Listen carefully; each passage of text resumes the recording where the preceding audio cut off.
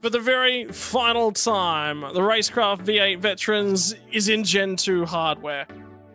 For Season 21, it's also the grand finale. It's the Gen 2 finale, it's Season 21 finale, and it seems fitting that there is only one circuit that could really give us all that we're asking for. And tonight is going to be 300 kilometers of celebration of a car that has given us 5 years worth of memories for you guys that have been around for that long, and for me, only 4 years worth of memories because I haven't been around quite that long.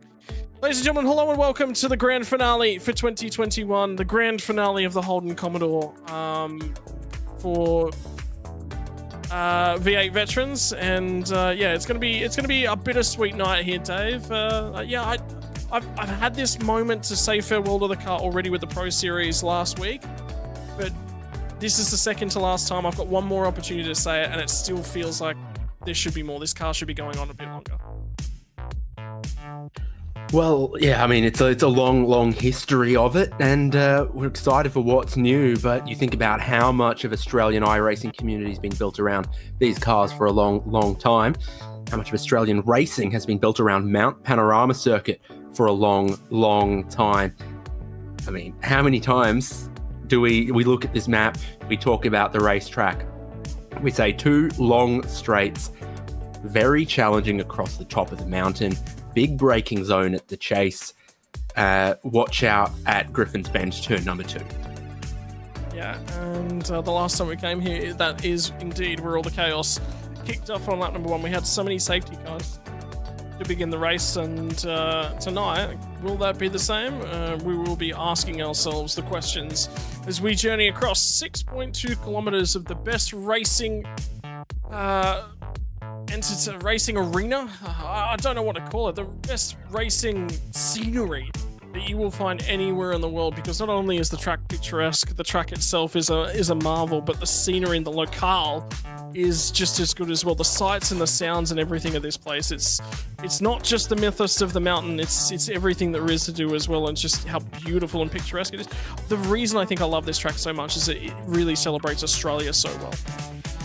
Take off your shoes, it's holy bitumen for 6.2 kilometers of history everywhere, and it does produce really good racing with that section from the cutting around over the S's down towards the elbow, and then you drive off of there, the long straight, big braking at the chase. A couple of places that you can overtake, a couple of places where traditionally you can't, and so with that mixture in between, and for lots of laps, time flies by here, and victory tastes just that little bit sweeter because it's not easy for half of the lap.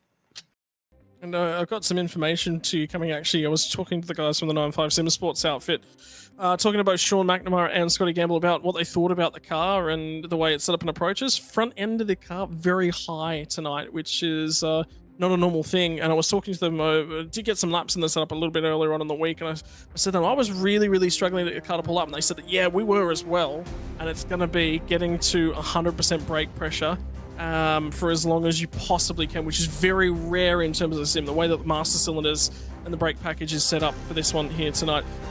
Touch more wing in order as well, so it's going to be an interesting setup to go racing on, but such is the elements that we have in front of us here tonight. In terms, though, of the setup and what we're looking at in terms of championship setup as well, the point standings as we head into this grand finale, and a reminder to those of you guys watching along at home, drop rounds are now locked in. Whatever happens here tonight, you will score those points. Drop rounds are counted at the end of round 9. And then that allows us to do some very quick calculations at the end of tonight to know who our champion is. He's not the champion yet, but he is in a very strong position, is Scott Gamble, who has again had one of the more confident seasons that you're likely to see in terms of a supercar car that presents such a number of challenges. He's been exceptionally consistent, stands 88 points atop the pile, 12 points back from Sean McNamara's Ken Ladder, and that will be a battle that is fought down to the wire. Michael Stewart's having one of his more standout seasons, and it's really good to see both himself and Damien Cairns, 4th and 5th, being there relatively consistently, and the fact that they're ahead of Michael Whiting, who finished 3rd in the championship last time out, that's a big note that's worth taking. Matt Vanderkraan on the slide, slid 2 positions down after last week from 5th to 7th. Chris Miller positive 2 on the run through to 9th. So that was the guys moving around. Unfortunately for Paul Warwick, didn't start last week, lost 15 spots out of championship contention. Dan Hall, though, 5th last time out, went +8. Also picked himself up the Chubby Buns Burgers driver of the day. It was a really, really strong drive from Dan Hall. Has not necessarily had the most luck this season, Dave.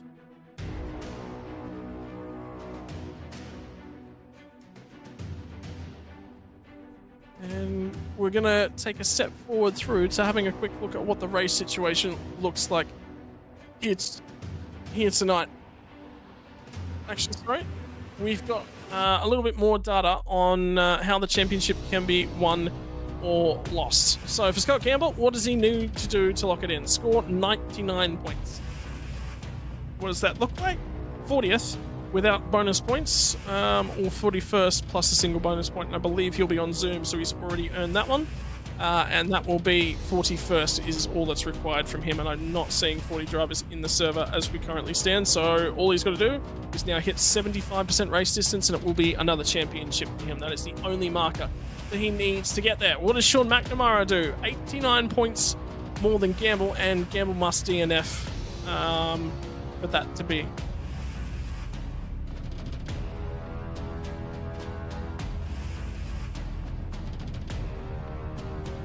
So must score 89 more points than Scott Gamble, and must finish 5th or higher if Ken Latta was to win the race. Ken Latta needs 101 more points than Scott Gamble, 13 more points than Sean McNamara, and must finish at least 6 places ahead of McNamara. So there's a few different bits and pieces that are in the offering here tonight, ladies and gents. That's the way that we're looking at things, but it is effectively Scott Gamble's championship to lose, so we won't even start to think about that until the point whereby Scott Gamble has some sort of drama. But we'll have a look at the next side of things, which will be what is the race scenario here tonight, because it is going to be a long night at the office. 49 laps. What is that in terms of distance? Just a tick shy of 305 kilometers. For 75% classification, you must get to the end of lap number 37. That is the only marker Scott Gamble is really worried about. Your starting fuel here tonight, 80 of the 111-litre fuel tank, or 111 litres in operation. 31 litres available should we get a safety car. And lap number 1, fuel burn somewhere in the realm of 4.6 to 4.8 litres a lap, and in the realm of a tank to a tank and a half worth of fuel, 146 to 156 litres, depending on how much you can save. 2 compulsory pit stops with the window opening at the end of lap number 2, as is stock standard, barring a safety car on lap number 1, and a critical stop, critical lap for your second stop, about 25 to 26, so just a tick after halfway in terms of race distance. In terms of what we're looking at the moment, I think it's probably time to cross and have a look at the strategy graph here, and I believe we've got David Haynes back with us. I exist. You do exist. Congratulations. Got the internet working again? I look, that was me earlier on today, to be fair, so I understand where you're sitting. And have we lost Dave again?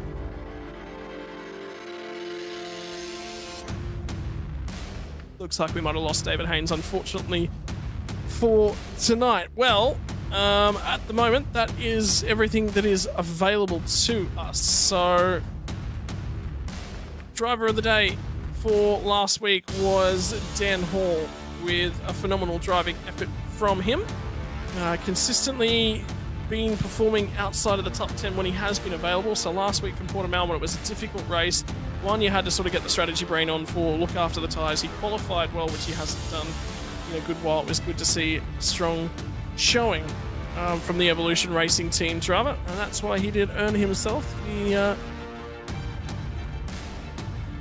Chubby Buns Burgers driver of the day for the Evolution Racing team driver. So it was good to see him last time out. And good news, there is a little bit of a shake-up in the qualifying order, so we'll get to that in a few moments' time. Yes, the 462 Mustang, Chubby Buns Burgers driver of the day, and we'll have to keep an eye on him as tonight's racing progresses as well. Will be just so exciting. I love that we've got the 100% fuel tank capacity, but you use a lot around the lap here at full throttle with your tall gears, up Mountain Straight, down Conrod Straight, etc. And the laps and the kilometers go by quick here. You blink and you're like, oh, we just did 100 kilometers. That would have felt like it would have taken a while at some other racetracks, but this place is a bit of a time warp. Yeah. Across the top, you're just gritting your teeth and seeing if you can hang on to it, trying to pull it up down through the S's. And it's a wild old ride. So for everyone watching along in the background, it's time to strap yourselves in. Who is joining us on the webcam feed here tonight?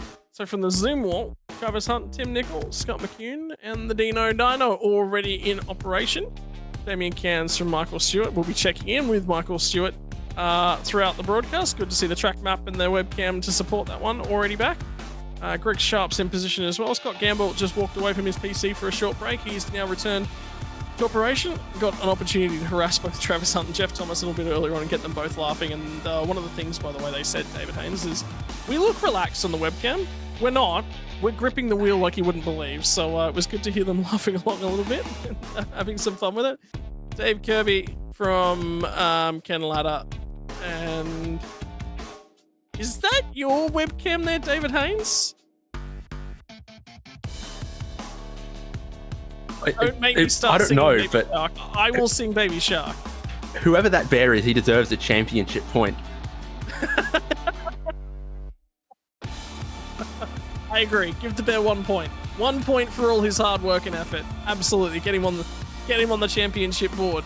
Christian Smart and Chad Little second round out the Zoom wall. You're having a right royal blast with that one, Dave. That's phenomenal. Yeah, he's got a Max Verstappen hat on, so you know we all have our failings, and Jungelskog has his too. But he's exciting. And excited for the racing at Bathurst. He's been to Bathurst a couple of times, so he knows his way around here, but maybe not so much in a supercar. I was going to ask, has he ruined anyone's Formula V racing day by sitting in their tub? Because I know you've done that to a few people. I think he's innocent until proven guilty. Good to hear. Righto, ladies and gentlemen, qualifying is in the books. We are about a minute away from jumping into our gridding phase, but we do have the results of our qualifying order. And one of the most interesting things to look at is the fact that there is no Scott Gamble on the front row. It is going to be Sean McNamara who takes pole position for the final time in the Gen 2 era and the V8 Veterans Season 21. Michael Talianchich returns to the series, returns to the front row. Guess what? Nearly 2/10 separated him, though. The only driver to set a 2:02 lap time was going to be Sean McNamara. Jeff Thomas and Scott Gamble are going to be on row number 2. The furthest down Scott Gamble started in a very long time, and he's going to have to try and make his way through. Could tonight just be about survival? Keep your eyes peeled for more of that action. Ken Ladder from the third row of the grid. I tell you what, it was very, very tight all the way back down to 5th spot. Only a couple thousands in between it. Then there's a little bit of a drop off to Christian Smart. Getting the pace out of these cars, I can tell you, very difficult here tonight. 10 thousandths of a second further back, you're going to encounter Craig Friend, who starts on the inside of row number 4. Michael Stewart will be alongside of him in one of the older Hypersonic Racing liveries. And remember, all of the teams have been encouraged here tonight to walk out some of their older liveries, and their older liveries, I think, is the big key, because this is going to be about celebrating the end of the Supercars Gen 2 era. Dan Hall from Michael Whiting are going to round out the back end of your top 10. Both of these guys are 8 to 9 tenths of a second off the pace. Scott McCune, yep, moving on before I curse him. I did talk to him a little bit earlier on. He is okay for us to take a ride on board with him throughout lap 1. Last time he was here, did not survive lap 1 from the mountain. Travis Hunt will be lining up alongside of him, 7 thousandths of a second on row number 6. Row number 7 sees Chris Miller from Robbie Crisdale out there, and both of these guys, 4 thousandths of a second between both of these guys, and this is where it starts to really get tight. Row number 8, Troy Stonestrait is definitely got an opportunity to push his way forward. Jamie McKnight will be lining up alongside of him on row number 8. Row number 9 is going to be that of Dave Kirby and Stephen Varga. Keep your eyes on this one. This battle could get a little bit fiery. Varga always likes to get aggressive. Tim Nicol, particularly just in behind him, 10 thousandths of a second Further back, will be trying to grab himself a few spots. Damien Cairns will be deeper in the field than he necessarily would have liked, so opportunity to work his way forward. 21st is going to find Chad Lewis, who qualified inside the top 10 last week and went backwards. Had a bit of a joke about that with him earlier on. David Nash will lined up alongside of him. Stewie Hall from Greg Sharp out of row number 12. These guys are going to be on the kink. They're going to be in Murray's corner from where they start. Row number 13 is Darren Crosby from Brad Doble. Brad Doble will be the first of the cars that's not on the kink. They'll be starting around the corner. Mark Poynton will be in behind him from Lon Mackay. Row number 15 is going to be Dean Flavel with the dyno. Alongside of him will be John Gallen, who's had a reasonable start to his Split 1 season. And outside of them, 31st and 32nd is going to be that of Robbie Griffiths and Shane Randell. I can tell you Randell's got an older car on. It's good to see all of these older liveries. Darren Goosey, who is one of the oldest drivers, and sorry, not oldest, but drivers that's been in the series for the longest period of time, from Gary Buckland with both of the Ryko liveries all the way back there on row number 17. The final car to make the grid, Mario Reale, has not done a lap of practice prior to this session, so he was learning pretty much from the start of practice was his first opportunity to work day. Yeah, good grid. I've got row 11 as my one to watch, with Chad Lewis and David Nash alongside each other right in the middle of this pack. And it is going to be a big pack. Lots of drivers coming out, not only for the points in the championship finale that you can't drop, but to race one of our favourite racetracks anywhere in the world, Mountain Panorama, and to send off these cars with 300 kilometres of Mount Panorama action. It will always bring a little bit of action. You feel like the section across the top of the mountain with the walls ever so close, blind apexes, all of that, it increases the likelihood of a safety car here than some other permanent road courses where there is a bit more space. And with these big, wide fuel windows and the maximum fuel tank capacity allowed, what does that do as far as when you want to pit?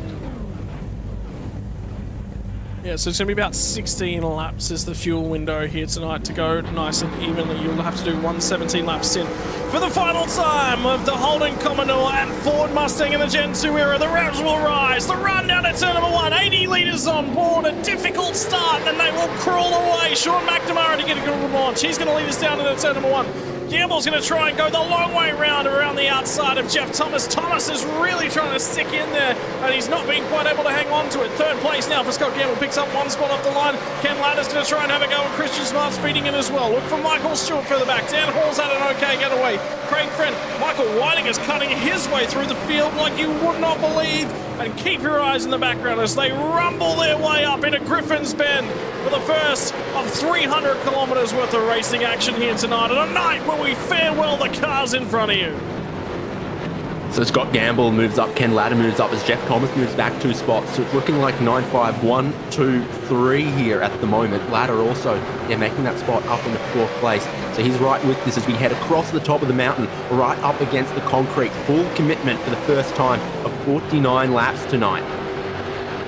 And Michael Talianchich, although they look like they're in team racing liveries, Talianchich Synergy Sim Racing, McNamara and Gamble 9.5 Sim Sports running the older era livery of the 9.5 Sim Sports mobiles. The run down through the S's. Everyone nice and tight as they cut their way through the dipper. Is anyone going to jump out of line and look for an opportunity down at the elbow? Not really at this point in time. I think it's going to be about surviving, and well, as it turns out, Dave, he sticks 300 kilometres on the board for a Bathurst Enduro. Things tend to go quite well on lap 1. Oh yeah, but only when the main drivers start. We should have co-drivers start, see what happens. Yeah, one of the least popular rules that's ever been introduced, I think. Well, playoffs might do that in 2025. It might outdo it by a long shot. We'll have to wait and see. Run down through the chase. And it's going to be lap number 1 in the books. And it looks like everyone's gone away okay. Yeah, what an exciting, or perhaps just interesting race start for those at the very tail end of the grid, because like you talked about, eventually some of them are around the final corner on the race start, very, very tail of the grid. It's a big run towards the final corner and then to get around to start the race. So you start a long way behind the pole sitter here. It's about trying to find your way through and see where you can position the car. Can you get a good launch? I don't think Craig Friend did, because he's dropped 4 spots, so he's the driver who's lost out the most off of that race start. Michael Stewart, Dan Hall, Michael Whiting, Scott McCune all got past him. And he dropped back to 11. So it was either bowling a little bit of a wide, getting on the wrong side of someone, losing some momentum, or just, you said, not getting away particularly well. Chad Lewis grabbed 1 spot. You said that that row of the group was one of the ones that you wanted to keep an eye on. And he has managed to make a little bit of ground on David Nash. Yeah, and David Nash hasn't. So Lewis going forward, Nash going backwards. It was the row to watch, but not for both of them moving forward together. So Chad Lewis in the 20th right now. He has gotten ahead of Damien Cairns just there. I was just going to say, there's only one driver that's moved up more than 1 spot. And it's Greg Sharp at the moment. So other than that, there's a lot of drivers that are +1. No one having an amazing start, and Craig Friend, the only one with... oh, Nash has just had a huge moment coming out of the elbow, saves it off the wall. We'll continue on, and touch wood, because I was just saying how everyone's had a reasonably clean getaway, and David Nash likes the frisbee. And it was touch grass, but not touch wall, luckily for him, but he's dropping big time after that, because of course immediately it goes on to Conrod Straight, really long straight, really high speeds, lots of drivers just shooting straight past him, and he goes back to 32nd from 22nd. A lot of ground lost, and that will shuffle a number of drivers up, +2 spots at this point in time. I'll tell you what, McNamara is galloping clear at the front end of the racetrack. And there's a few pinch breaks and a lot of issues. Oh, John Galvin's had an issue. We might have our first safety car of the night. It's off the final corner there. There is some very telltale stripes of black marks down the pavement. Well, I'm gonna give you an interesting strategy call here tonight, Dave. I think I want track position, which means you don't stop. We are going to get a safety car, so you're going to have to make that decision, everyone, all through the field. Yeah, I'm really going to be honest. I think this is going to breed another safety car. So anything could theoretically happen from this one, and you do expect a safety car when you come to the mountain. Albeit one in 6 hours worth of racing is something unexpected. This doesn't look like Sean McNamara hanging around too much though, so there's a few of them that might want to from up front, because otherwise, if you were going to stay out, you lose a whole lot from bunching the pack a tiny bit on the way around to the start-finish line. If you're hoping to pit, you don't want to dilly-dally at all. It's going to be really, really interesting to see what these guys are going to do. I think the big thing is going to be, if you do pit, how many I think track position is just too crucial. Well, top 3 are all in for how many? Who's the first one to roll the dice and gain a little bit of track position? No, they're all coming in.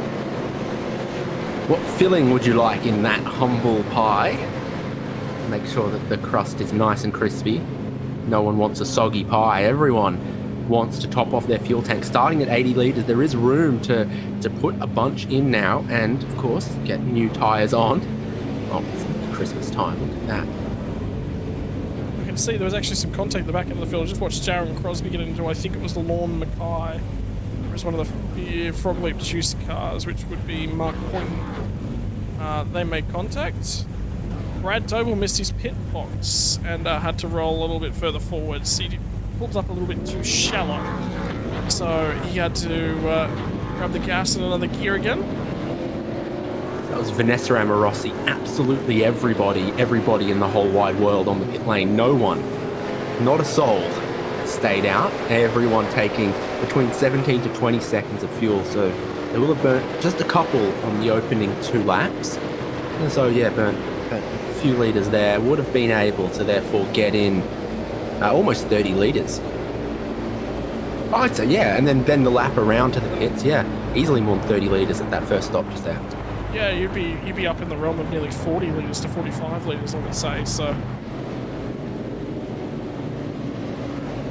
I'm going to pick up and find out exactly what triggered our first safety car of the night as the new McLaren GT3 crawls around at the front end of the field, and everyone crawls their way up towards the car. We'll find out what happened. Travis Hunt, Tim Nicol, a few drivers have come into the pit lane while short fuel just a tiny bit and therefore grabbed a whole heap of positions. So Travis Hunt up to 5th and Tim Nicol up to 14th.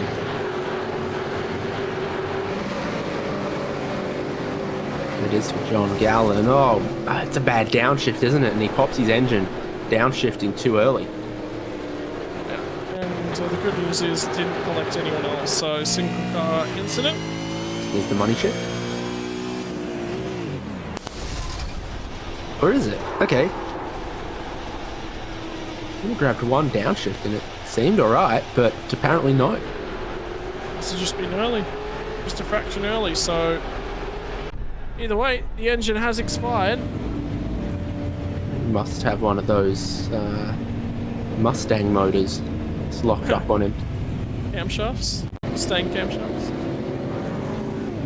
Ooh, how good's the fight off a pit lane? For a bunch of the drivers. They're multi. So this is the source of the black flag for Michael Whiting.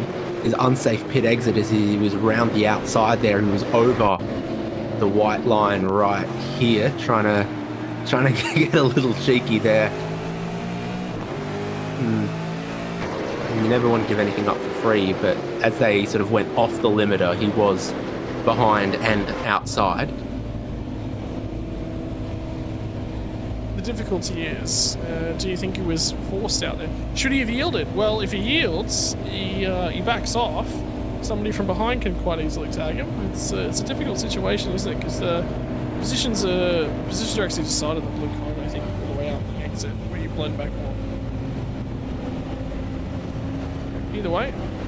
I always forget which is safety car line 1 and which is safety car line 2.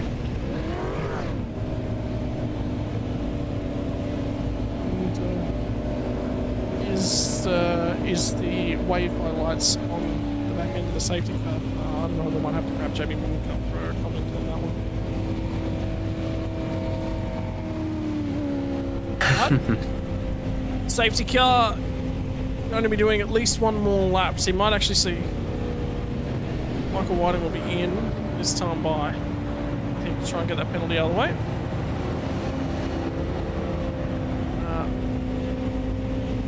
I think that's probably one of the biggest comments, just checking from Hamish Monroe. This car, for a lot of us, has got through COVID, Bathurst 1000s and over 200 Vets races. That's the reason there's a lot of memories in for Michael Whiting. He is going to take the punishment now and at least get that one served. Go to the rear end of the field. He'll have an overtaking extravaganza now from the rear end of the field. Are you confident he'll go to the rear of the field? Okay. Pit exit closed, so it will be, despite his very zippy pit entry and the minimal difference between safety car speed and pit lane speed. So, keeping an eye on things at the moment. Yeah, Michael Whiting, the field is still trundling out of the last corner, and Michael Whiting is just forced to sit there and wait, because pit lane exit has been closed at this point in time. David Nash is going to, put a new set of tyres on, but also just top off that fuel right here as well. He was towards the tail end of the field already, so you may as well. And I think that's John Gallen returning to the circuit as well.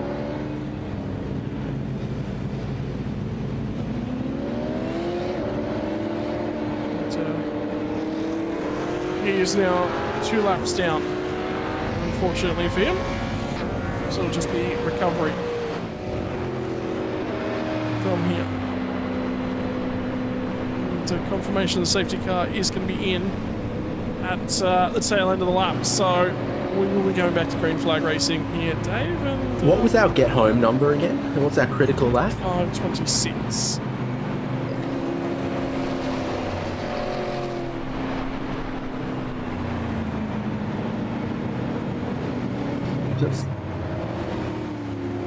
Just looking at Nash has made 2 pit stops.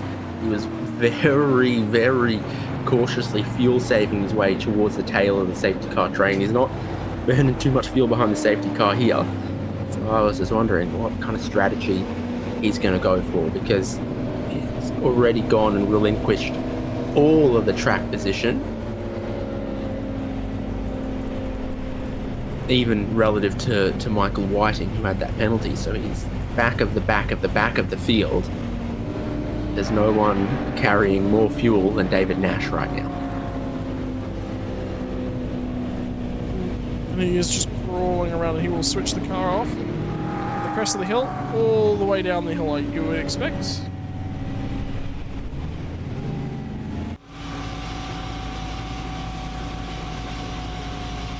This is on board with Sean McNamara, who is doing the same.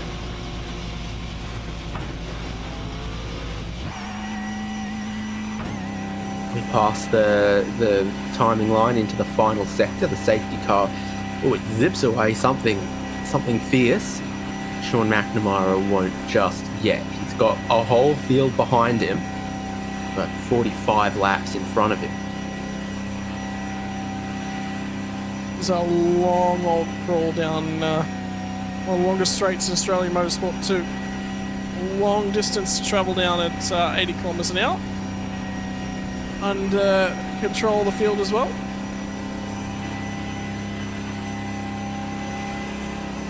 Keep an eye out, a couple of interesting mailboxes on the left here. Don't know if the drivers can see them, but they're there. Oh, yeah, there it is. Yep. All right. Interesting to note as well, and I don't know if Race Control is actually aware of this, but David Nash exited the pits from behind John Gallen. Gallen's let him by. In theory, that's a breach of safety car procedure, and McNamara's gone already because the safety car is in pit lane. He wanted to get that lead and jump off and into the sunset as soon as he possibly can. Not waiting at all. Straight out the fields a little bit. You've got a tiny bit of overlap happening behind, but your top 4, top 5 very evenly spread as we go to racing once again. Travis Hunt looks so racy right now as well, having gained those positions from just short fueling a tiny bit. So now he needs to be racy in this stint. Okay, he's much calm as he possibly can through the lane, and he is about 4 seconds short of everyone around him at this point in time to try and go out there and grab the track position. Gamble's going to go in pursuit of Michael Taliancic as well. Travis Hunt is going to be the guy with the lighter and more agile car. It's going to be in the realm of 15 to 20 litres worth of fuel as well, and he'll have a deficit of.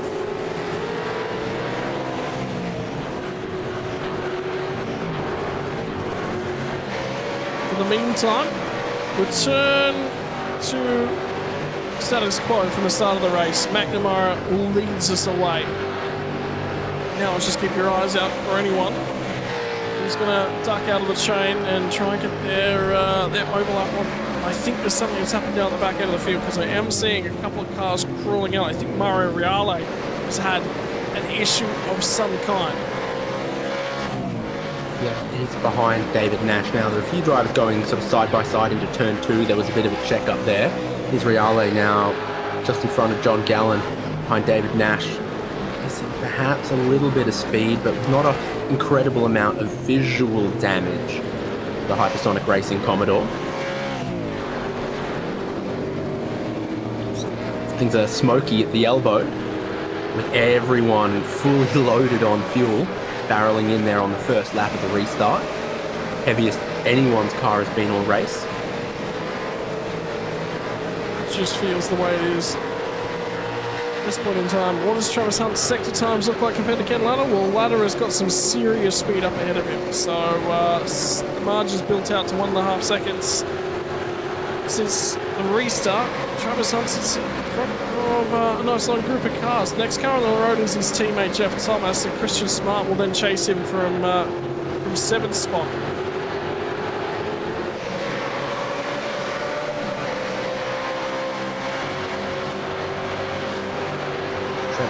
Travis Hunt not to be confused with Travis Head, leading a couple of cars up the hill here as you're right, but the top four have got pace that he can't quite match, and the rest of the field neither.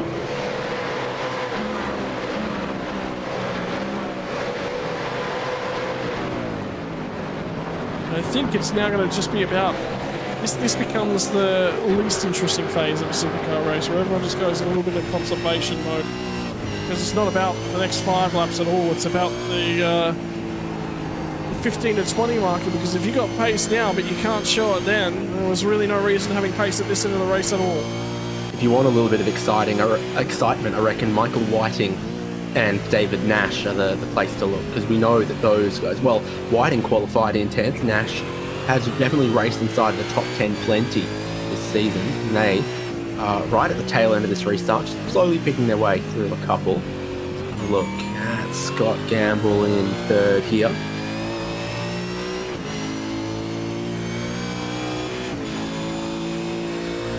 You can just see he's just trying to stay nice and relaxed, nice and easy on the wheel. Lifts the hands up, relax and a little bit of a stretch out, chat to Sean, what's going on, what's the plan here? And then back switched on as they run down and through. Fastest kink in Australian motorsport. Talian's a lot closer now than he was on the first restart. Swap behind as well. Jeff Thomas has gone ahead of Travis Hunt, and it looked very orchestrated. That's for 5th back here. Thomas ahead of Hunt. I can tell you, Michael Whiting's been able to find no ground whatsoever. Sits in behind Gary Buckland at the moment. Buckland's just able to just cover him enough to prevent the move getting done. A little bit further up the road, that might have been Shima and Della went a little bit hot into the final corner. Touch wide.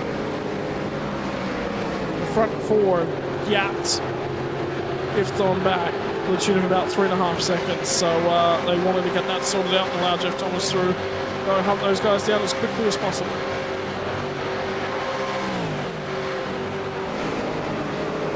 Yeah, so interesting in the top 4, interesting the rest, interesting the tail of the field here, because there goes the move of Michael Whiting getting past Gary Buckland very confidently in towards turn 2. Now you just kind of, from here, gotta wait maybe towards the chase, even pick the next one off, and lap time's over 2 minutes. If you can only pick off 1 car a lap, and that's sort of optimistic, you're not gonna take you a long time to get anywhere competitive, and they get more difficult the further up you go, like levels of Tetris or something. Yeah. All of a sudden the pieces come flying at you a mile faster.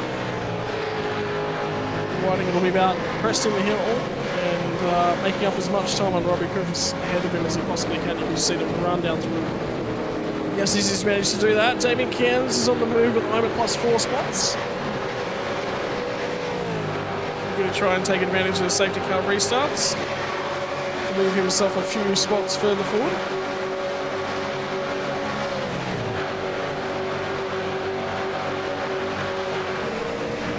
Excitement is the braking zone into the chase at the moment. A few drivers this lap around have had a look. Always the best overtaking zone. If you get well off the elbow, if you slipstream with these really tall gears, 6th gear, eventually even really high horsepower car like this meets physics, and the exponential drag means the car behind can really get an advantage once you're doing past 250 k's an hour, and peak speeds 297 from Ken Latta with the triple toe, so they are reaching some really good speed with a toe in these conditions. Damien Cairns and Dave Kirby. Cairns is enjoying himself at the drive. I was very aware that he's being looked at the moment. And the concentration just goes back. Have a look at the turn of both of their heads as they turn to the right. Xander Griffiths, straighten it up now. On the run up to... Sorry, these fellas are saying goodbye to the Gen 2, but they've already said goodbye to sleeves.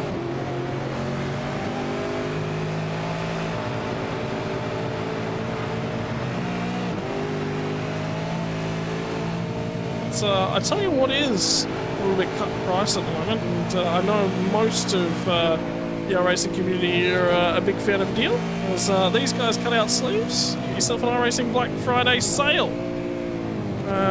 Get your iRacing subscription at a discount with the Black Friday sale on board. I know most of my friends will take this opportunity to re-sign up for another year, but to do so at 25% off your 1 or 2 year subscription. For any new users joining the service at this point in time, you're watching along the V8 Supercar action along at home and you're thinking about getting involved? Or maybe you've just heard about Gen 3. If you're over 40, this league might be the spots for you. Thinking about getting involved in sim racing, 50% off your first year of iRacing subscription. I tell you what, do take part in that deal because it's the best deal that you actually get available to you in terms of things. Purchase, if you're thinking about getting into sim racing, you've always wanted to do it and you know they've been in it for a while, 50% off your first 2 years is actually the best way to do it. I wish I'd purchased 2 years when I first signed up. Put it to you that way. It's truly the best deal that you're going to get on iRacing all year. Except when they mark something as free content or bring a bit of new free content out. There will be a bit of that coming in the new build. Yeah, so yep. For those of you watching on at home that like touring car racing or like production car racing, except for new BMW, and I can tell you at the moment there's a little bit of a fight going on just at the back, just outside the top 10, just in front of Damien Cairns, and Robbie Crisdale just picked his way past Craig Friend. Oh, side by side on the run into the cutting. And, farewell Gen 2. Nearly farewell quarter panels. And I have just a little bit less elbow room when we go to the new car. These things just a little bit narrower than what's coming as well. So make best use of it while you can. This is this group: Craig Friend, Jamie McKnight there, Damien Cairns, David Kirby.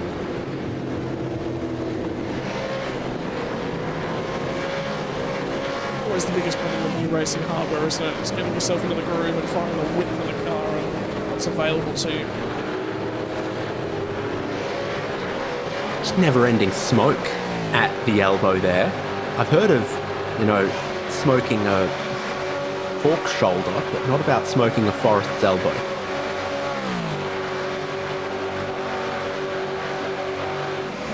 I'll tell you as well, long way forward on the brake bias here tonight. Around the 52 to 52.5 percentile mark is about what most of the guys are running. Normally you run somewhere close to a 50% bias or maybe a touch below that. But yeah, they've moved the bias a little bit all the way forwards. And as the fuel weight comes out of the car as well, that'll go further forward. It's really tight with this top four. I think you've got Taljancic now leading. McNamara had been backing pace off just a tiny bit. In fact, more than just a tiny bit, about 2 seconds or so. So there's some tactical stuff happening. And now Taljancic is leading. We'll see if he puts the hammer down just a little bit quicker. Had a couple of laps where Jeff Thomas, Christian Smart, a few of the other guys were quicker than what the top four were doing. And it stands to reason that your race leader wasn't blasting away when your top four is now this close. Look at the focus on board for Ken Latta as he rides up and across the top. The eyes never appearing. And I think one of the biggest things I saw recently was a statistic about how often Formula One drivers blink, and it's like half the amount of times of a regular human. Because you blink, you lose a lot of information available to you, and I'm pretty sure for the entire duration up and across the top of the mountain, Ken Latta did not blink. I'd love to get that measured because I feel like,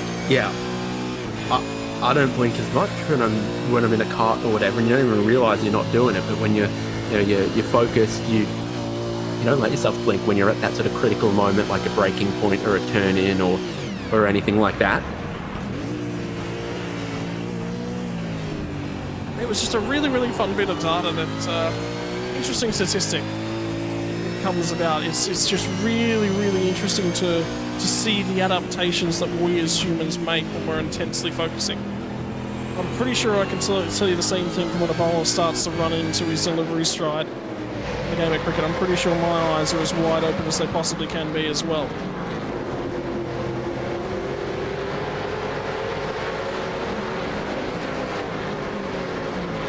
I'm going to try and have a look around and see if we can find out a change for the lead for you guys as well. Apparently it happened about 2 laps ago. That is Michael Talianchi sitting in second. You can see he looked like he just got a bit of a run off the elbow. Yeah, and so McNamara had done a 205.2 or something. Now we're back at 204.2. So the pace was just maybe not quite where Talianci wanted. Maybe McNamara and Gamble thinking about leading at this point. We had that safety car, lap 3, sort of 45 laps to go. So even then, still just a little touch and go to be one more stop after that point.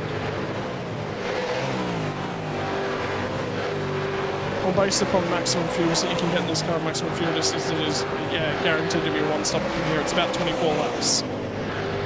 Fuel distance.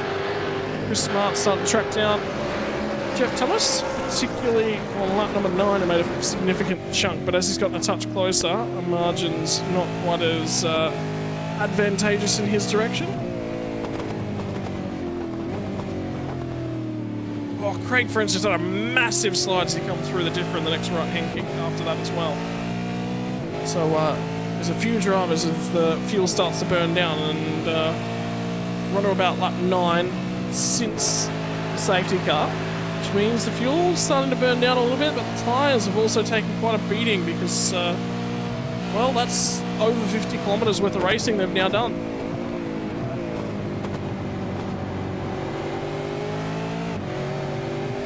So we saw just a couple of laps in a row. Jeff Thomas coming under a bit of pressure. Travis Hunt has sort of slowly lost a couple of those spots that he gained with the quick pit stop. So he let his teammate Jeff Thomas past. And Chris Smart, Michael Stewart, Dan Hall have all been passed. Travis Hunt's back to 9th.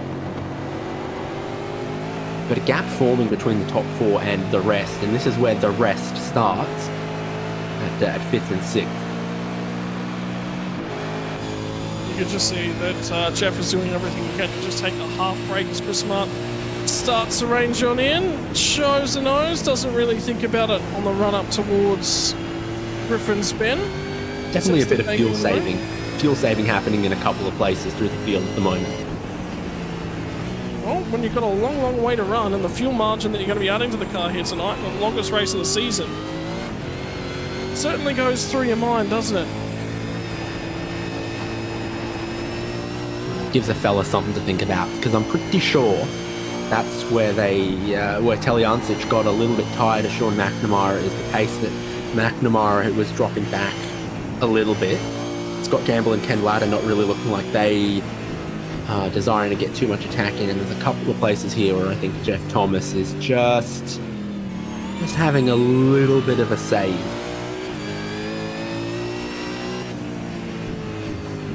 I tell you, far out, Craig Friend just another wild ride down through the S's and in through the dipper. It was an intense ride.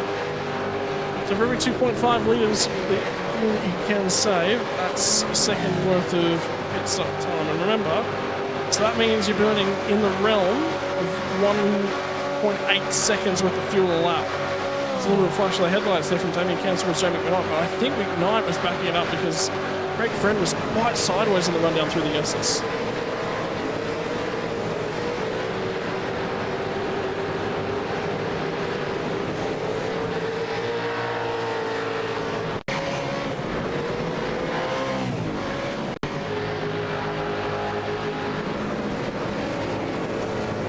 Check this out, up and over the curbs.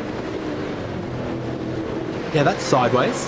That's sideways in 3 places, so fair enough. Was it Dave Reynolds that did that wild ride this year? In qualifying? I don't know, I think I fell asleep and don't recall, but there was a bit happening at that part of the racetrack this year, yes. Meantime, Stewie Hall looking to harass and harangue next car on the road for him, which will be that of Greg Sharp.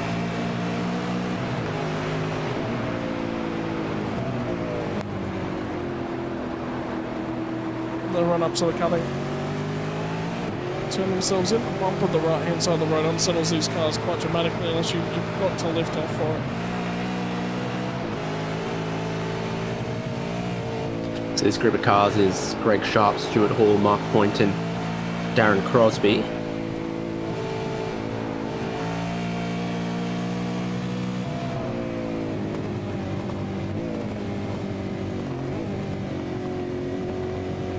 Quite a few members in No Sleeves Club.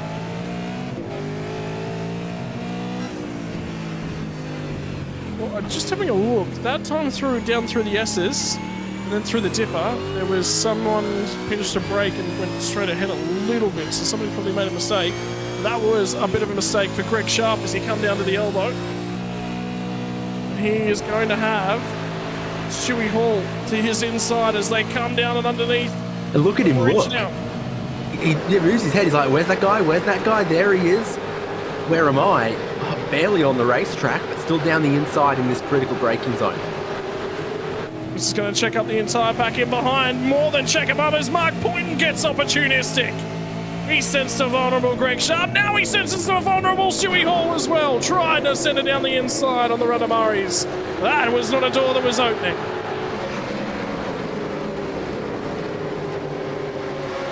Tried very nobly to defend it into the chase there, but Stewie Hall and then Mark Poynton both get by. Hall getting sideways on the run up to Mountain Straight off of Hell Corner. Bit of overlap, a few places heading up towards turn 2.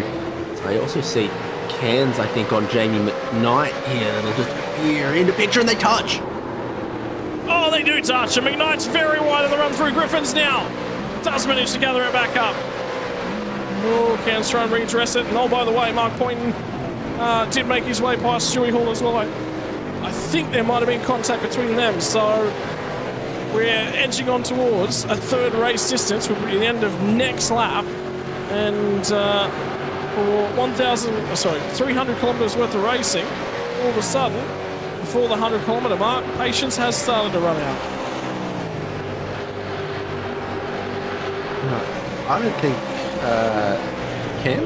I don't think Cairns really has a whole lot he needs to redress for there at turn 2. But maybe the second opinion will be a little bit different. Cairns he's got the inside, he's got a whole lot of overlap heading towards the corner in the braking zone. You absolutely 100% know he's there. And I don't think Cairns comes a whole lot off the apex. This is the view I saw it from at first, where I don't see Cairns having much more to use. Not sure he's doing that at all. Well, Robbie Griffiths has just called. It has been requested to race control. So Jamie McKnight's had issues with his in-race comms, and Robbie Griffiths was just on the comms to race control and let them know about that one. So they will be having a look, and then this is the overtake for Chris Smart to make his way by Jeff Thomas. And, that was the last time by. Whilst we're reviewing that one from Jamie McKnight. And then this is Mark Poynton getting the job done on Stewie Hall. So everyone's picking Griffiths Bend as their target location to get the job done.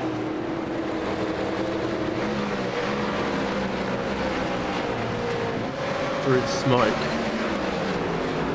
Goes ahead. Michael Whiting up to 25th at the moment. Oh, that behind him though. Oh, there we go. I guess the thing is tonight, Dave, 300 kilometres worth of racing. As Dean fulfills the next car in behind Michael Whiting. Surely that's enough to earn himself a zinger box.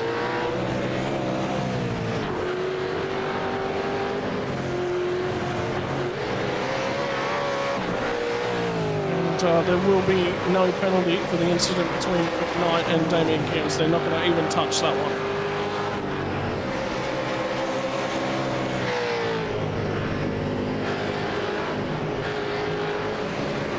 having seen it then 3 times, I stand by what I thought when I saw the first time on it. Waiting, as you say, up to 25th, and then a bit of a group behind where they're battling on. Lorne Mackay, Brad Dogle, Robbie Griffiths, and then David Nash is in 30th, just behind that. And he was sniffing around, seeing if he could find a way past somewhere. And then he thought against diving down the inside of the cutting, which is very clever to not do that. We've orderly drive at the moment for Michael Whiting. It's about 4.5 seconds to the next car in front, which is Darren Crosby. He's pulling him back in a little bit. But it's going to take some time for him to connect those dots and bring himself back into contention. McNamara's responded now to Michael Taliancic. So, since Tally got the move done, McNamara is a lot closer. And the pace is up with these leading 4 now as well, with Taliancic leading. So I think McNamara's got that pace, he just wasn't using it. So that's a tactical thing up front here. And now that we are picking up the pace, Ken Latta just a couple of car lengths further back, struggling to go with this speed. When earlier on it was very plain to see he could match what the peloton leaders were doing.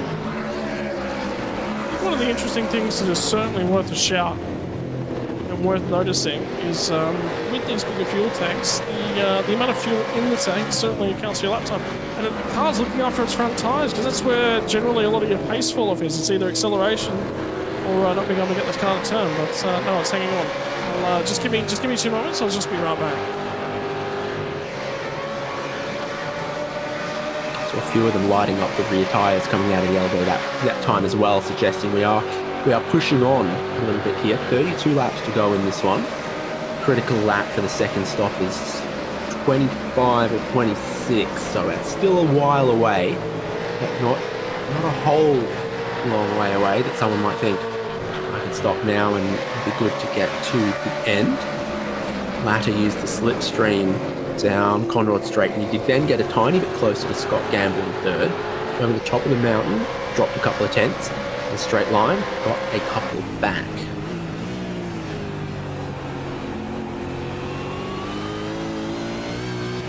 And then in that braking zone into turn 2, we'll try to have a listen to Sean McNamara in second place. So here's where you start to get the slipstream nice. 5th gear. Oh, and then that's a roll out of the throttle 200 meters early, not sort of going from 100% throttle to 0% throttle, but just starting to close in and then going from maybe 100% throttle to sort of 70%, quite a decent distance into the braking zone. So some savings to be had there for sure. Just try to flow your momentum. A little bit of counter steer needed getting the power out of the cutting. Rear tires. If we're saving the fronts, it must mean we're using the rears a little bit more, and they definitely started this stint. A lot of weight back there. Gamble in third. So one place you can save is here. Flowing it in over there, and then also over Skyline you can coast it in a tiny bit. And then cracking the throttle in the toe down towards the chase is another big place that you can save. You just drop from 100% throttle to 70% throttle for 200, 300 meters. It's going to save you more than coasting at 0 throttle for 30 meters into the braking zone. So just a couple of car lengths further back, everyone's got to follow where Michael Taliancic goes down Conrod Straight, past the Light Car Club, past Kenny Habul's place, past the Vineyard, past the monorail, past Robbo's old joint, and just a little bit of a roll in there as well. Apologies about that, ladies and gentlemen. But yes, I get the feeling that fuel is going to be a big talking point here tonight. And have a look at how quick Sean McNamara and how close he was to Michael Taliancic on the run through Murray's.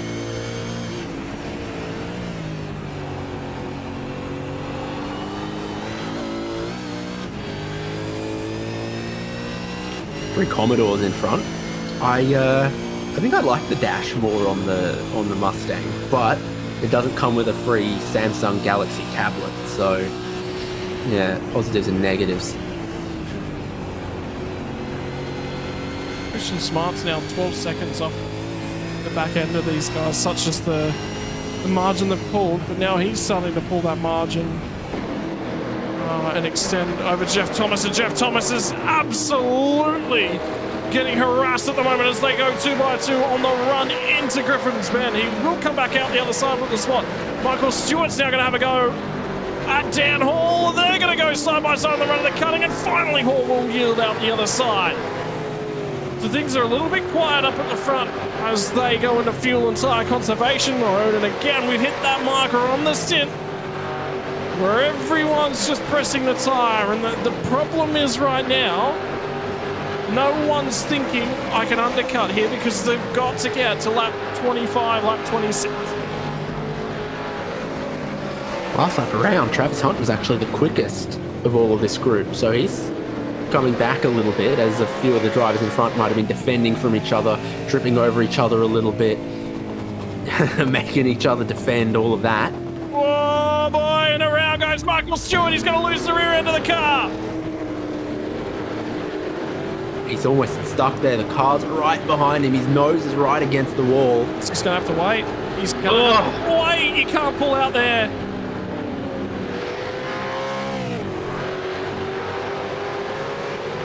Now he's in a much worse spot. And there's now going to be a huge old checkup because we're just going to wait. And there's more cars that have fed into that one now. And this might trigger the safety car that they were thinking about for Michael Stewart. The car is managed to clear it all. And the problem is we have not hit that pit lane window. Nash has got damage. Stewart's got damage. A bunch of them have got damage. If Buckland gets through, and Buckland's in the rear view of this one, so it's Nash and Stewart who are most critically affected. Oh boy, they are ugly looking race cars in the rundown here. And people said that about the Ford Mustang Gen 2 when it was brand new as well. Still no BMW M4 GT3 to be fair. Yeah. Oh boy, so we saw how Michael Stewart rotated the car in. Has he had another bite of the cherry? No, Nash, and there was a call on the in-race radio to say caution at the elbow, and it was well in advance of David Nash arriving on scene.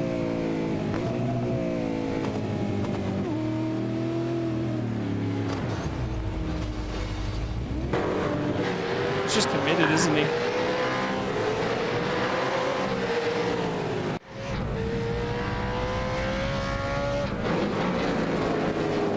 Doing that, he moved him out the way. He cleared the track.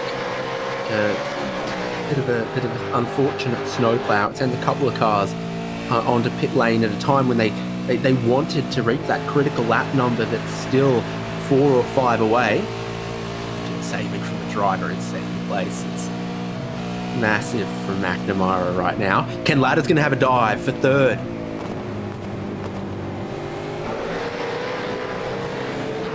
Doesn't quite come away with that one, unfortunately.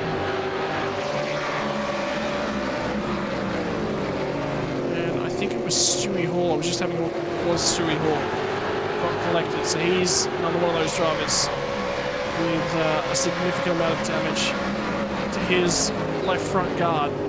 So he will be carrying that one in. He's losing a significant amount of time in the cars around him now, so you can get the feeling for him it'll be end of lap 25 straight into the lane to get that one repaired.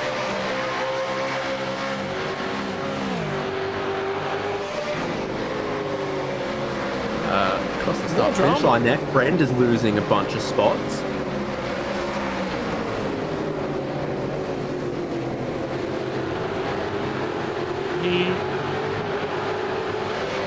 He's lost a whole bunch of spots on this lap, and I think there was contact with Damien Cairns, and this will tell the story. So Cairns swings it to the inside. Craig is having a different night. Pops up on the curb, and then through goes Cairns. There's 3, and then there's 4. He loses 4 spots out of the mistake after that one. And Stoner's will be the last car that cuts his way through. Lucky though that that didn't devolve into anything further, and he's look at Chad Lewis closing him down as well.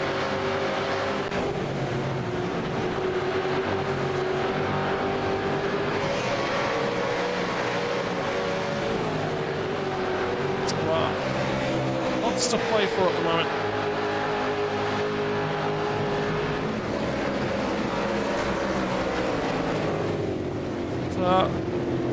Michael Stewart's going to have probably a penalty coming his way because he just reversed into traffic, so he won't be proud of that one.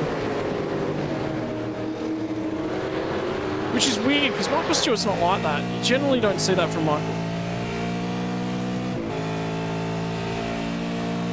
Slightly different angle of Travis Hunt for like the third week running. G'day, mate. Hello. We've seen sort of over his shoulder, we've seen his side profile. Now we're getting the front three-quarter, a little bit more of the mirror, the ceiling fan. Actually got an opportunity to go and race him on Tuesday night last week. Good one. And I blew his doors off on the run down to turn number 1. And we all sat there and went, how the hell did that happen? But, yeah. Maybe Kansas had an issue of some description. Maybe Kansas into the that's short. Damage on the front right, so he might have. That's from the Craig Friend incident in the last lap.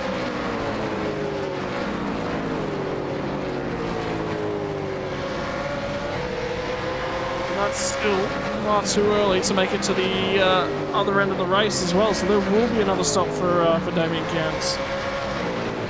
On my money, they all should make it on fuel. If everyone filled the car, even Travis Hunt, I think, is going to make it to the critical lap number. There's only a couple away.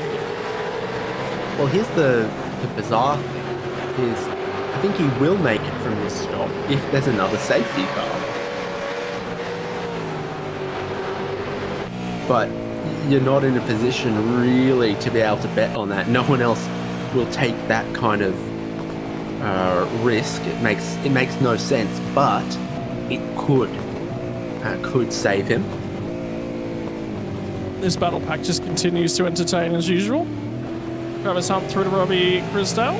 What's the other number that flashes across his dash at the top? So he's got the gears, he's got all of that, but then it was like he crossed the sector line and it flashed up a time. Yeah, 103.5. Is that is he doing brake light? So it's a recalculation of how much fuel he needs, and apparently it's every time it recalculates, it's suggesting, we saved half a litre. So, interesting, keeping an eye on that one. No takers again because we're still waiting. Got another 3 laps. They'll all be in. 3 to 4 laps. 3 laps is when the window opens, and lap out, lap 28, lap 29 is when it closes. By the way, Michael Whiting has just caught and picked off Craig Friend. So he now moves his way back to 20th spot.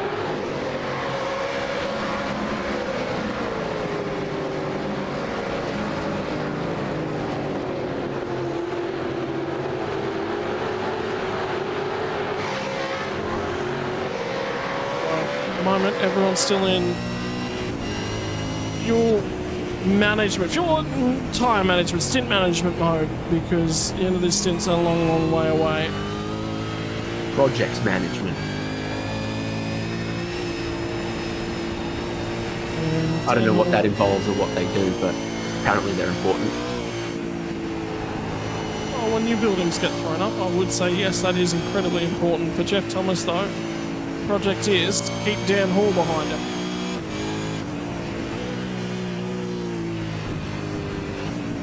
Driver with the most positions gained, I think, is Mark Poynton in 17th at the moment. Yeah, it is. Then Tim Nicol, Gary Buckland, Robbie Griffiths, Shane Randell. You see Gary Buckland having a good night.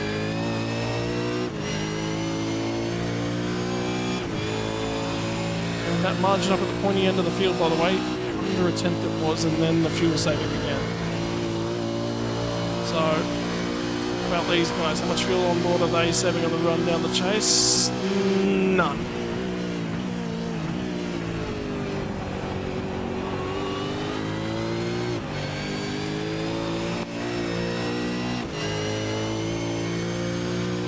And no one on the run into pit lane, but that will change potentially from next lap. By the way, Michael Whiting just picked off another one. It was the ailing Stewie Hall after that damage as a result of Michael Stewart. You can see that one just there, and that is one of the cars you can confirm will be in as soon as it is possible. So Stewie Hall will be our marker for the instant you can get in the lane and get home. And lap the fastest lap of the race up until now, up at the pointy end of things. Still less than a second off the race lead. Top four covered by less than a second. So what's the Dino Dyno look like around Mount Panorama? We've seen some really high numbers, some lower numbers. He's got a really awesome livery on here as well. It really suits him and the mountain. Let's take a look at the dyno, and it's low. So yeah, you do get that chance to catch your breath a little bit on the long straights here. It's a racetrack that you'll be super familiar with. We will stay with it. I reckon it goes up a little bit over the top of the mountain and it comes down on Conrod Straight. Remember, we've had a safety car in that, and we are just shy of halfway, so that's going to end up in the realm of 1,750 calories or so, if it maintains.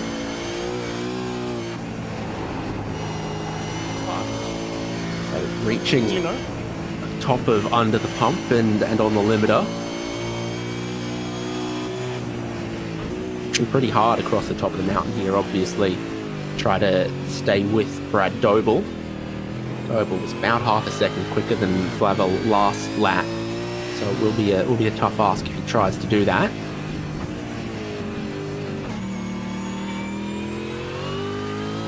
And another one worthwhile keeping an eye on. Michael Whiting's just got another little battle pack, and it's the back end of Chad Lewis.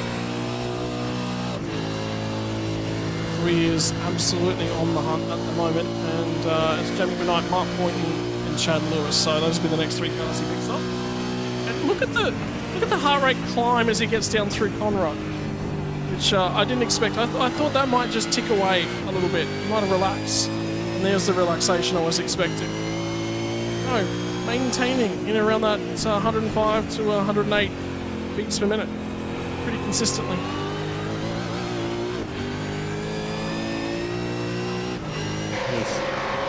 Got plenty in his ticker. Stayed with Doble relatively well on that lap. He's the driver who appeared second in the most positions gained. Mark Boynton's just had a huge moment, Griffins, and what's happened to Dan Hall down here? No, it's not Dan Hall, it's probably Christoph. So, run into turn number one, there was an issue there for Tim Nicol. But stays around the outside and gets the drive on the run down to Griffin's Bend. Just as we cross to that as well, Mark Point had a huge moment as he tried to get down the inside at Griffin's as well. And there's a trade for the lead right now. Sean McNamara goes back ahead of Teljancic. Taking a look at this one first. Attempt to get down the inside. Jamie McKnight covers that one off nicely, and then Chad Lewis just gets a little bit in the back of Mark Point.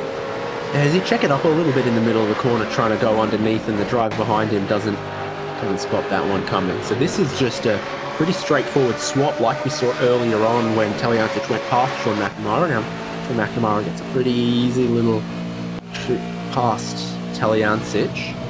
You can see from about there, starts rolling out of it as well. He's like, all right, you're up in the head. None of them go to pit, but I suspect this signals that we're pretty close to it.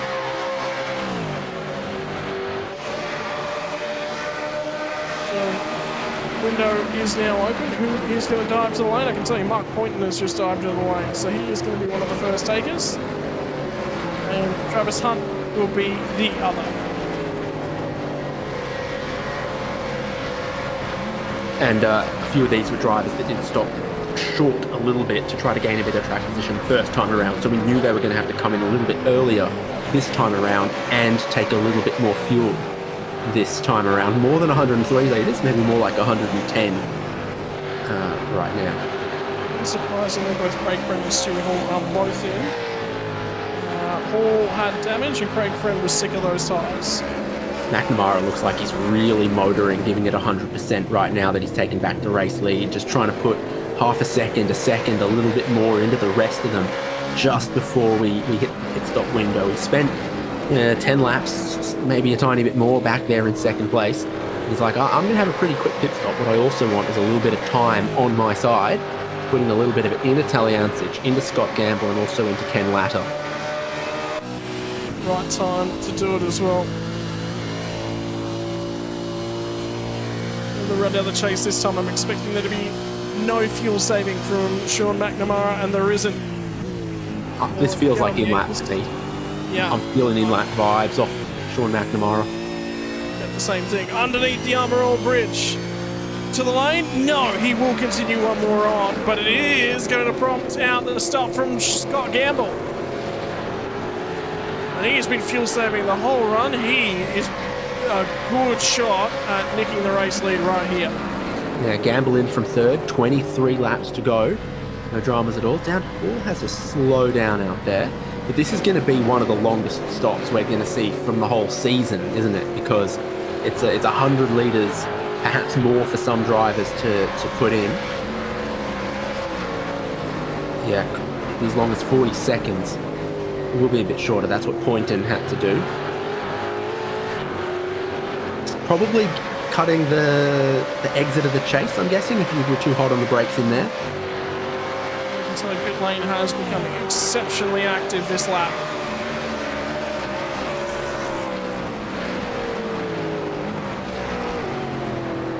Yeah, with Scott Gamble being followed by Scott McHugh, Robert Crisdale, Troy Stonestreet, Jamie McKnight, David Kirby, Tim Nicol, Brad Doble. A whole heap of them seeing this as the time. And there is the stop. Scott Gamble, 39 seconds. Really a lot of fuel to take at this stop. Let's keep an eye on everyone else's stops here, because this will really tell us what was the fuel fill like compared to everyone else. McEwen, 32.8. No, still ticking away. Waiting, 38.2 for Scott McKee, so a touch less. And Kirby was the same, so they were saving a lot of fuel. So for sure, McNamara has now tried to scoot on down the road. Ken Latter's been left out a little bit on an island with Gamble breaking away. You get the feeling this will probably be it. This will be everyone in for their final stop. For the final time in Gen 2 history, the final time for the Holden Commodores to the pit lane.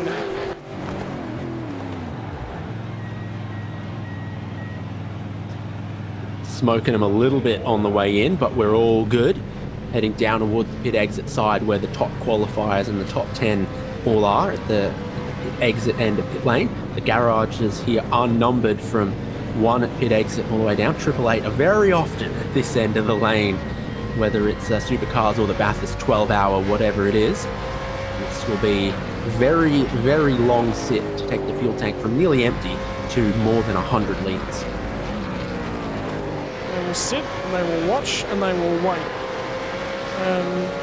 Drivers have managed to save the fuel to go just that touch longer. Jeff Thomas, Chris Miller, Stephen Varga. Other than that, the rest of the field have either made their final stop or are in the lane now, and we watch and we wait for Scott Gamble. And where is he in relation to all of these guys? So, crosses the start-finish line. And they're away, but Gamble's going to have the drive. McNamara's going to rejoin level with him, look for a little bit of a time, and I think that's John Gallen who's yet to stop as well. So he is going to be right in the mix amongst this one. And the critical factor for Gallen is that he wants to stay on the lead lap. Should a safety car fall right now, John Gallen is actually, not on the lead lap. He sits 4th on the road. And he's going to get immediately out of the way as he just tries to let as many of these guys go as soon as possible. He's going to get in the way for Ken Latta. Does he clear him? No, Latta does not. He's going to try and find that hole. Ahead of Taliancic after all of that as well, so leading the way for as long as he did. Not been great for Taliancic. Gatlon's done a really good job of getting out of the way as soon as he possibly can. It's a difficult section of the racetrack, so someone was always going to get held up out of that four. John Gatlon realistically couldn't have done much more. I mean, outside of like coming to a stop and parking up at the motel there, he wasn't going to do that. He did all he could. Best opportunities. Let 2 cars through on the way to the cutting. Let 2 through on the way out. And there's still a lot of race to happen. 22 laps, so it's not all lost at all for Ken Latta and Italiansic, who we know showed a little bit of speed. Look at that stop time, 41 seconds. So there's a lot of others that have been around 37, 38 seconds. Italiansic needed almost 42, and we've got everyone who hasn't made a second stop pretty much coming in. So Jeff Thomas, Chris Miller, Stephen Varga. I expect we'll see Gary Buckland, Darren Goosey, and Travis Hunt, and then that'll be everyone. And Murray Reale. And John Gatlon as well as the other one who is off the lead line. So he will now be in the lane to get that second stop sorted and dive out of the traffic as well.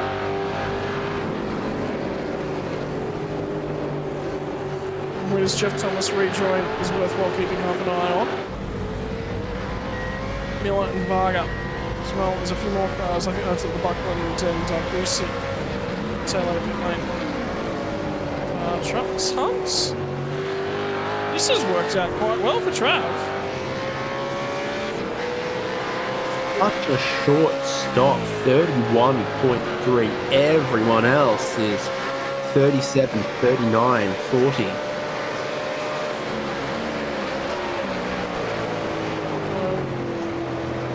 A lot of fuel worth to save it to the point whereby it is not something that is reasonable.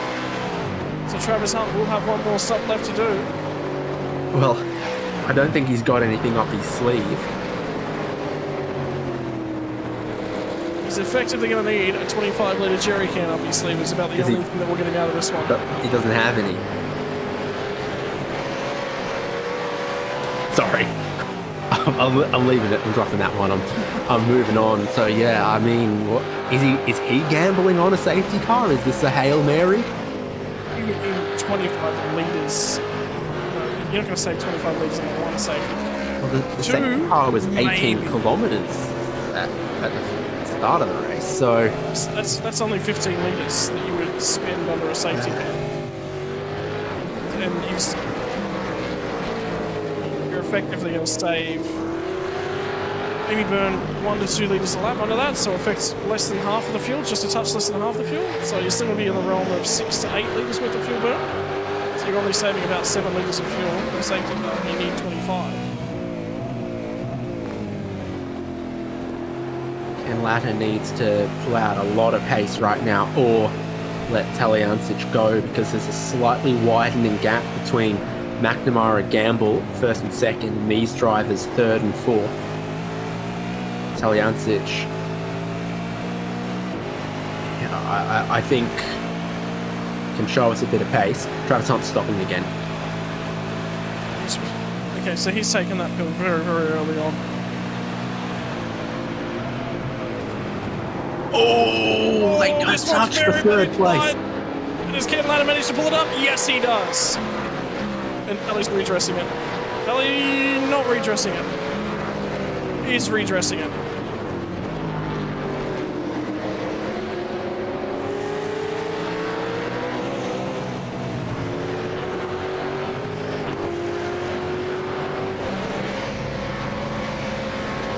Bad angle to see what happened exactly between third and fourth. Was it a bit of a late dive from Italiansic? And he was a slightly more frowny Travis Hunt, joining just in front of the Dino Dyno. And we need to take another splash of fuel. Something's misled him at the pit stop, and he's noticed very, very quickly that it was wrong. Just look at the attitude. It's no longer a relax, having a bit of a laugh, smile, and Italiansic got alongside of Ken, and Ken, look, to be honest, Ken did pinch him to the curb at the entry. Yeah, so Ken's tight on the entry, And then Talyancic washes out in the middle of the corner as well. So it wasn't a super late dive. So you know he's coming here before the brake lights come on for either car. So at that point, you know he's coming. It's I think after the redress, that's just a no further action situation. But it was there's a bit of marker on both hands. He's got it done now, so it doesn't matter anymore.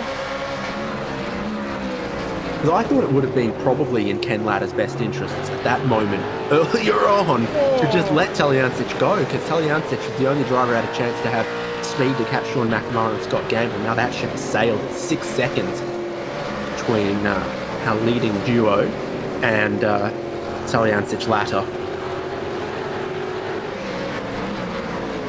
Instead, now cost them 5 seconds to Gamble. So now they are completely and utterly unattached to our race leaders. In the meantime, Dave Kirby's been having a little bit of connection or hardware-related issues.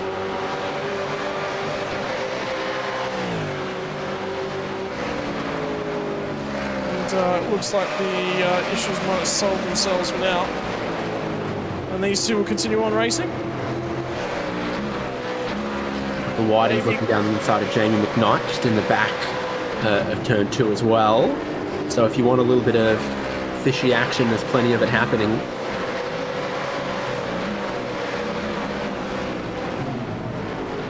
David Nash is going to try and follow these guys up through. David Nash has got one more pit stop to make. He's headed for a 3-stop here because of that damage he had earlier. Brought him in before the critical lap number. He's now like 11 laps into this stint, having only taken 20-ish seconds of fuel at his last stop. So he's here and he's been competitive, but because of back of the field damage, early stop, it's going to be a 3-stop for him. Which is a shame. In the meantime, Michael Whiting's got past Jamie Knight. Now he's tracking down Mark Poynton again. That undercut for Mark Poynton's worked a treat, because now he's popped out with a little bit of clear air. He's actually doing quite well. This is Scott McKeown keeping an eye on Dave Kirby. And this is how you curse Scott McKeown's last start in a Gen 2 Supercar, by the way. So, if anything happens from this point on, I will say that for Scott McKeown, you need to blame our producer. He's popped to go up on broadcast, not, we didn't request this one, this was not at my behest.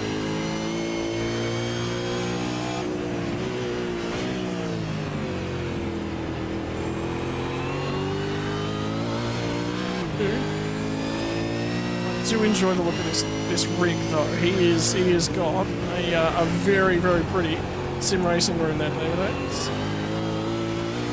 Same issue as before, but I'm back again. Yeah, it's good. Decent monitors, good field of view.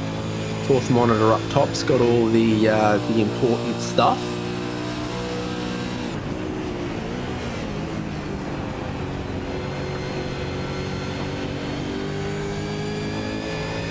One hand on the wheel at all times, the other one firmly attached to that gear shifter. So there we go, back to 2 hands, and Dave Kirby once again disappearing from the sim race. He must have my ISP.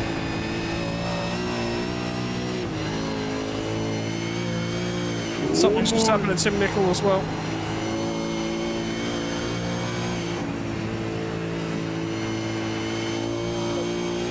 Tim's keeping an eye on the Dave Kirby issue that's affecting a few drivers. And the reason that they're worried is they were starting to close in a touch on Dave Kirby, and if they get any closer, there is a risk of them actually being in contact. Yeah, he's coming and going, so there's danger if you're right there and he's not going.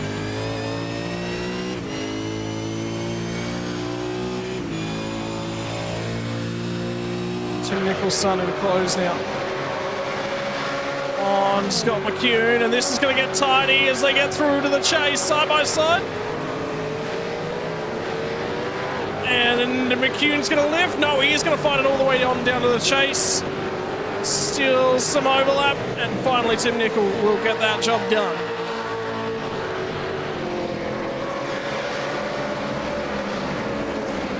And then no real super duper attempt to fight it. The final corner there. And that brings that whole battle pack just a touch closer, and we have now finally lost David Kirby from the server. So that will solve that drama.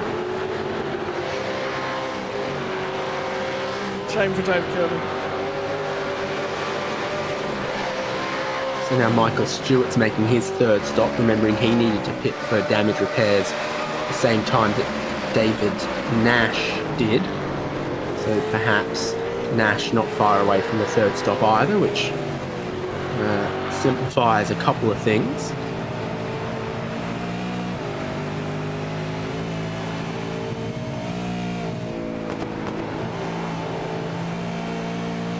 So I thought I just saw a car shoot through the front end of this shot. It's a lapped car, and I think it's not John Gallen. It is Reale? Mario Reale, we believe, that's sitting in the middle at the moment.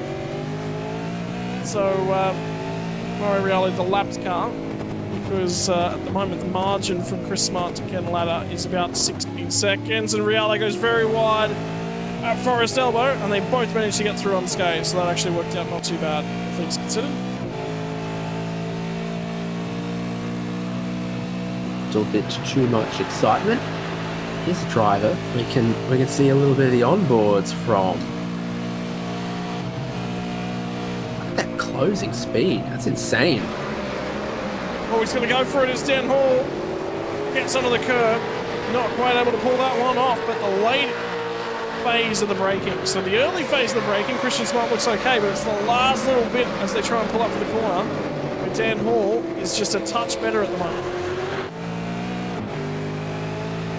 Very good last couple of laps from Jeff Thomas as well, as he pulls a bit of time out.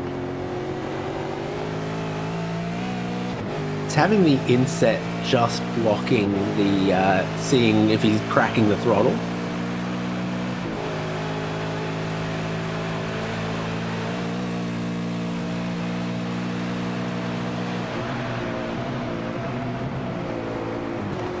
I don't think he's fuel saving. I think he carried that one all the way into the corner.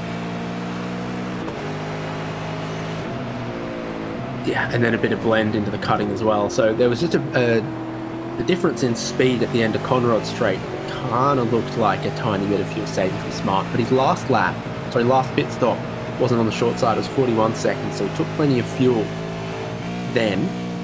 So I don't know, maybe just a really good run from Dan Hall. Good run from Jeff Thomas.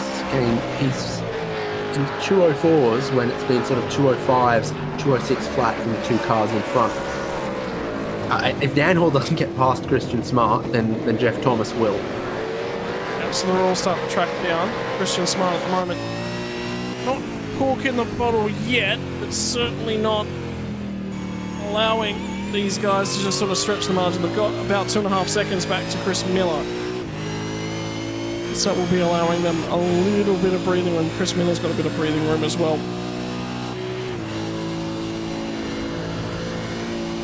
Here comes this closing speed of Dan Hall and Jeff Thomas as they get towards the back end of this straight.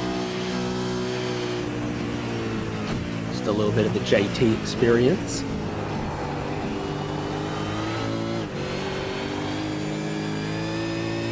Yeah, certainly asking a lot of the tyres in these extended middle and final stints, just based on when that first safety car fell, that really truncated the first stint at the end of lap 2 or 3, has put us on to a really long, basically full 100% fuel tank run in the second and third stint of this race. So not only are they thinking, okay, here's an opportunity that in a really long stint could save a bit of fuel, could cut 5 seconds on this real pit stop. Really an opportunity for those that can manage the tyres to really show it, because we've only got 15 laps still to go. It feels like a little while ago that everyone made their last stops as well. This is a big lap. You've got just a little something in the final 5 laps. Go on and get after it, because they will be the final 5 laps of these cars for V8 veterans. I was just going to say to you, with Gen 3 on the horizon, how much experience have you had in the Gen 2 era, Dave, of actually driving these cars? I drove them a fair bit when they were new. Did a couple of races against this Ross Rizzo guy. Yep. Love Ross. Ross is brilliant. Ross is good fun to be around. Good banter. Ross Rizzo, very, very good value. And then, what are your thoughts on Gen 3 and what do you expect it to be like? Because we're all guesstimating until we actually get the tyres, of course, but we all think they're going to be very, very close to a GT3 tyre. Eh? What do you think we're going to get? I wouldn't dare speculate. I've no idea. Dan Hall's having a crack at the moment, by the way. We've got to go back to that one because Dan Hall is trying to go he's going to have to go the long way around when we get down here to the chase. But he went on the curb side at the kink. He is still there on the inside, and Smart does get a wiggle on. They do make contact as they get out on the alongside of each other. Run into Murray's now, and Jeff Thomas senses an opportunity. Is there a space for Dan Hall around the outside? Touch a break, pinching from them both. They'll all skate across as they get down through Murray's. Everyone survives out on the other side. And I get the feeling that may not necessarily be the case, because here comes Hall once more. Once more down at Hell Corner. Can he get the drive out the other side? They're just about even. No one's got an advantage. And where does Jeff Thomas go in all of this? Do we go 3 wide? No, Jeff Thomas picks up the bucket of popcorn and he says, boys, I'm just going to sit along and watch. I think Christian Smart's got the inside. That's the place to be for Griffin's Bend. Look at that camber right up against the curb that you don't get when you're out wide. So Smart manages to hold on to 5th, despite running pretty deep into Hell Corner, looking like Dan Hall had him all covered. Now Dan Hall is sniffing every which way. Jeff Thomas, he's waited patiently a little bit. He thought, final corner, no. Turn 1, no. I'm not going to bump draft anyone or do anything stupid up towards turn 2. So he's watching this, waiting for it to play out. The longer he has to wait, the more brings Chris Miller, maybe even Robbie Crisdale into the picture. Miller's only a second behind Thomas here. So this becomes a big, big party if Dan Hall and Jeff Thomas don't get past this lap. I reckon Chris Miller has just brought himself into the draft train because he's closing the whole way down this hill. There's a pinch of the brakes. I don't know who that was. That might have been Christian Smart. It might have been Dan Hall. There's nothing between these guys. Smart now pinches a brake as they get down to Forest Elbow. Hall is going to get a run out the other side. They're going to be alongside at the first kick on Conrod. Now it is hold your breath down through the dip. They'll crest out the other side, the Fuso Bridge as it was a couple of years ago. And these guys are going to go side by side through the kink. That last time by, Dan Hall was on the inside of the kink. Now he's going to be on the inside when they get down to the chase. Who's going to be able to pull it up? Smart didn't give him a lot of space. Not quite, a little bit of paint traded. No space for Jeff Thomas. And here comes Miller into the background as well. Hold your breath, V8 Veterans fans. The Vindaloo is brewing. We've simmered down that sauce. It's a spicy one for this final stint. They were side by side, 290 kilometres an hour. The whole end of Conrod Straight turning into the braking zone at the chase. And even with the inside, Dan Hall couldn't quite sort it out. And Chris Miller's had a tiny bit of a front lock-up, I think, heading in towards turn 1. These tyres are past their best. It's Robbie Crisdale in the back a shot. We're doing 206s, 207s. Well, Chris Miller did a 205.2 to catch this group. So 204.8 for Tim Nickel down in 10th. So there is sort of 2-3 seconds to be gained from not battling like this. And that's where this is going to become a little bit of traffic that everyone gets to the back of if it goes on for a couple too many laps. And Dan Hall is just looking at the back end of Christian Smart and going, I'm quicker, but I've got to be smart about this. And he certainly has been. He could have released the brake. He could have tried to get, and he's flashed the lights at Christian Smart. He's let him know, and I do believe he's right. I reckon Christian Smart's pinched him. I reckon Christian Smart hasn't left a whole heap of room, and Smart was slow as they get up and across the top as they come towards Brock Skyline. And it's the supercars, Gen 2 era.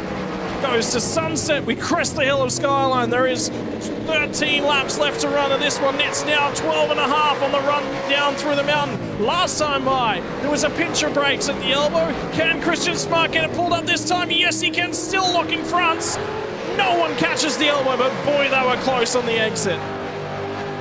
There's a couple of places Smart's looked like he's maybe used up his front tyres more than some of the others. Maybe his brake bias is using it up a little bit more, and Dan Hall has a monumental run, but which side of the road do you try to get to? Because he's gone to the right before. He's going to go to the right again, fly across the kink, break in so deep, and make the corner, and make it. And he's got it done this time. All right, Christian Smart wanted to roll out just a fraction, but Dan Hall is finally through. He's going to cover it all the way to the driver's left as they get down to Murray's corner. He's very, very narrow, compromised on the way out. He will be. And Smart's coming back at him. And for Dan Hall, he's been blocked a couple laps, and now he gets the opportunity to return the serve. Now he'll get on the defensive. Hell corner one more time. 75% race distance in the book, and you can just about crown Scott Gamble the season 21 championship. But for now, none of that matters because Christian Smart has been a bit of a bully, and now Dan Hall will get his chance out on track. Mustang versus Commodore, the run to Griffin's Bend, and there's an engine blown. Christian Smart's engine just blew on the way in. He downshifted too early. His day is done. He was trying to brake as deep as he possibly could. He's done the magic smoke on the motor, and it is no more on the narrow run up towards the cutting. He's come to a stop. We have 11 laps to go. Tyres, question mark? For the race leaders, they'll do it for sure because they've got such a big margin. No safety car's been called yet, but I mean, that's not down a runoff, that's on the racetrack. Here we no go. access road. Well, yeah, there's literally nowhere for him to go. He's on driver's left. There's nowhere that he can physically take that car. There's a few drivers already in the lane. David Nash is one of them. He's going to grab tyres and then try and zoom around and get to the back end of the field.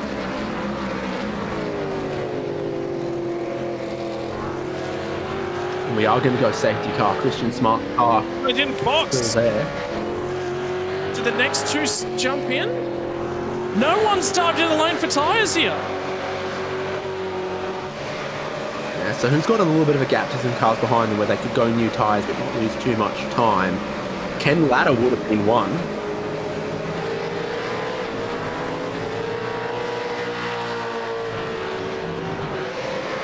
And for these guys, they do get potentially the best opportunity to make a decision about whether or not they can pit. The problem for them is that there's a horde of cars in behind. You would lose so much track position. That's why this is a godsend for a couple of drivers like David Nash and Michael Stewart, because it brings them back in. It sort of wipes the slate clean on their third stop as far as the time, but not the track position. So they've got no track position to lose by whacking on another set of tyres for what would be an 8 or 9 lap sprint towards the end. Christian Smart has now just been recovered. I can't believe Chris Smart's in. Oh no, sorry, my apologies. Christian Smart was the driver at the edge. I cannot believe that there is one driver who's gambled on tyres. I can't believe that. Nash was the only driver to get into the lane. But David Nash did owe us a second stop too. Well, this is Nash's fifth, so here, braking around the outside, magic smoke goes. And that engine is no more.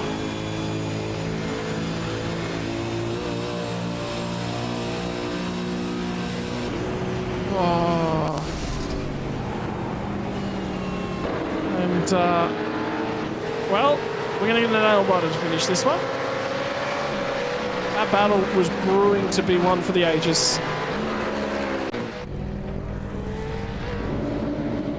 And Christian Smart's Gen 2 era will end in the pit lane.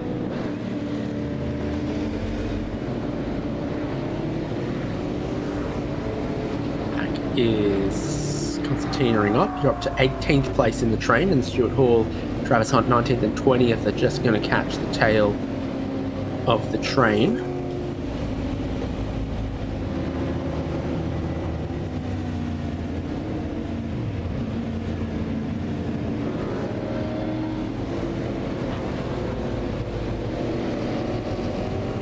So Travis Hunt, another one who made 3 stops, he's in 20th. David Nash has made 5.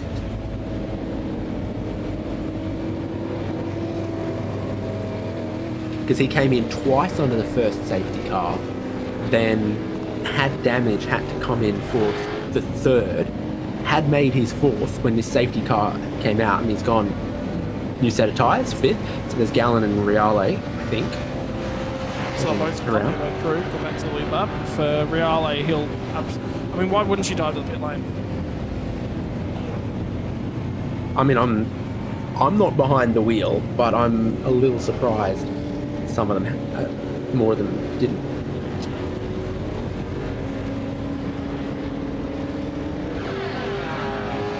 Just, yeah, normally you would expect the back end of a run like this, just with how much they were all struggling and how much the lights are, the cars are, it was a huge opportunity. Mark Poynton becomes the driver with the most positions gained now, plus 11. Tim Nickel has plus 10, so it's a close little battle. And it was in and harassing the Frog Leg Juice drivers a little bit earlier on, so for both Chris Dale and Mark Poynton, they were both a little bit jovial, enjoying the opportunity that tonight brought. I'm really interested to see if Dan Hall can't now use a little bit of this track position to have a crack at some of the guys ahead. Is Dino going for a new set of tyres, or has he just got some connection issues? No, it's not his race. I think he would love to take an opportunity to... Pit stop number 6 for David Nash. Let's go!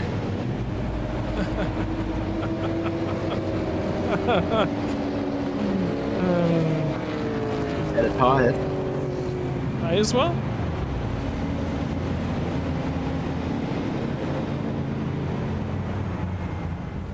You got to feel for John Gallon though in this situation. They towed Christian Smart very early on in that safety car period. John Gallon had to sit there for 2 laps behind the safety car. He's not gonna get back to the lead lap of the race, by the way. He's gonna finish this lap, which, look, it's difficult.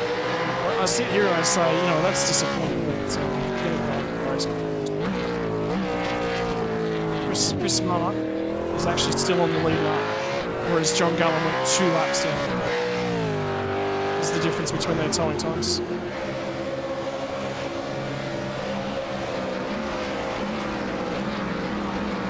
The safety car will be in at the end of this lap, so these guys, why not dive in the lane, grab fresh rubber. We'll still have enough time to catch the safety car. And neither of them took it.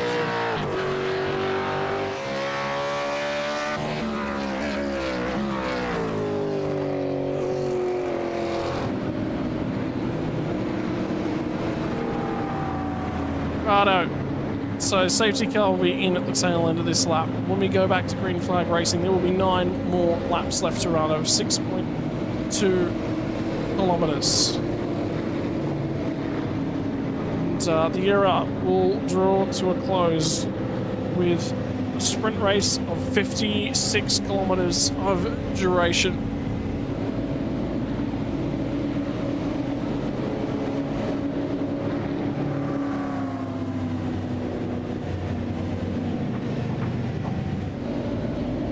.300 kilometers of operation tonight, and it all comes down to, for season number 21. And the grand finale comes down to this, the final 9 laps, 56 kilometers of holy ground in a supercar.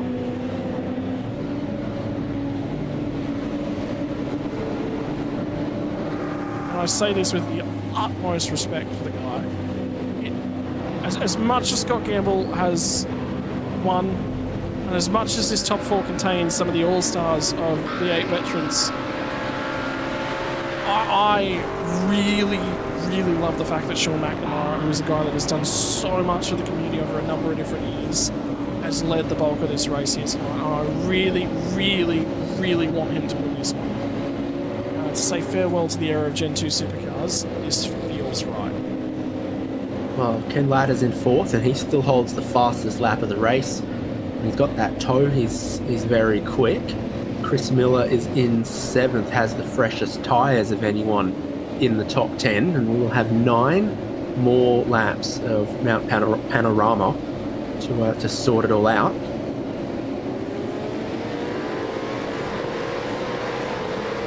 And again, Sean McNamara wastes no time. As soon as he gets the call of safety car in the lane, he is gone. Because he is looking to extend that margin as far as he possibly can over teammate Scott Gamble. And these two are going to get the opportunity as friends, as mates, as teammates to have a last gasp of racing in this car. And I can tell you as well, this isn't all there is left for these two guys. There is one more event. The 9.5 SimSpeed outfit put together a farewell supercars event. Oh, huge moment in the background! And it's Tim Nicol who go tumbling. He had a phenomenal race. He had himself inside the 10. And it's all coming undone. He was trapped up in behind Dave Kirby. He was trapped in behind Scott McCune. No more. Now they're back ahead of him, and he goes tumbling back down throughout the order. And the heart goes out to Nicol. David Nash is cutting his way through on his 7th set of tyres for the race. Oh, there's an incident in the back end of the field between Darren Goosey... No, David Nash. Oh, no. We see 7 pit stops for David Nash. And Gary Backlund was the other driver that was involved, one of the longest standing members of the V8 Veterans community.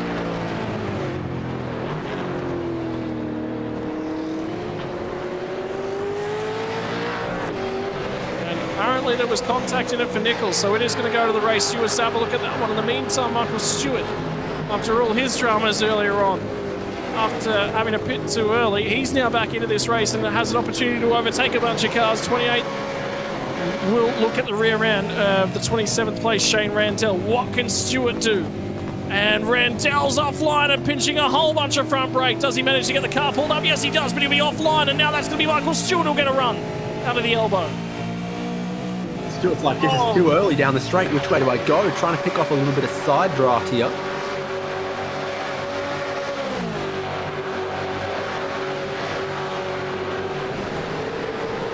And it's going to go all the way down the straight through the kink, and now comes Shane Randell. Yes, he will yield.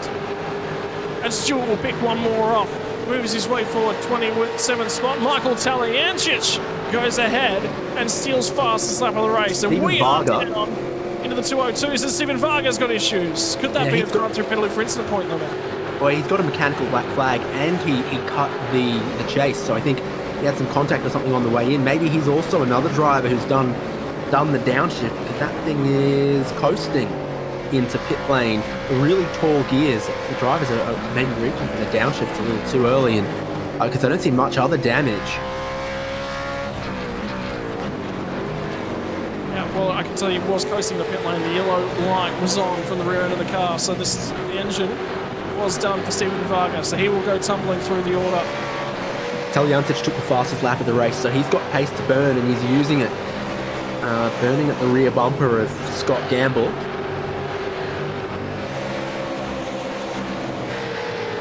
And they've just shaken Ken Latta loose in the background. So now it becomes a three-way fight at the moment. At the front. Take a look through. There is just a chain of cars all the way back to about 18th spot. 19th spot on the road will be Greg Sharp. I think Travis Hunt might be having some issues. Tim Nicol fell to 19th on the racetrack.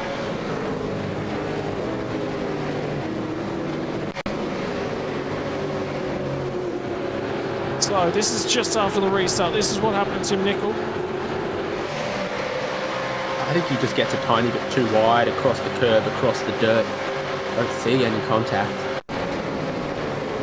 Whether or not it was after the rejoin, there was an incident later on in the lap that he's calling in, not all on his own. So then Nash is just behind this later on. So yeah, pick it up at exactly the same timing. It's looking around the outside of Buckland, wasn't it? Remember that Nash has got fresh rubber on board. And he's quick and he's gaining. Yeah.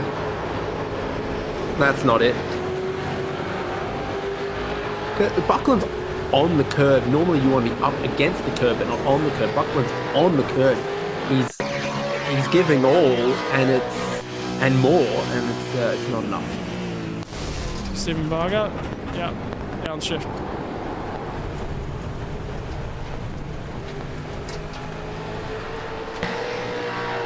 So it's the split to fifth shift. Craig's friends around in the cutting, and they're driving into him. Tim Nichols hit him. Oh, this is a huge one. It is well, it's not a car park, but there are 3 of them buried in that barrier up there. Tim Nichols involved Craig Friend, and I thought the other car might have been Travis Hunt. The yellow light flashing on Nickel. He could go, and he's not. He's not going anywhere. Tim Nichols does have an engine, but I don't think Craig Friend does.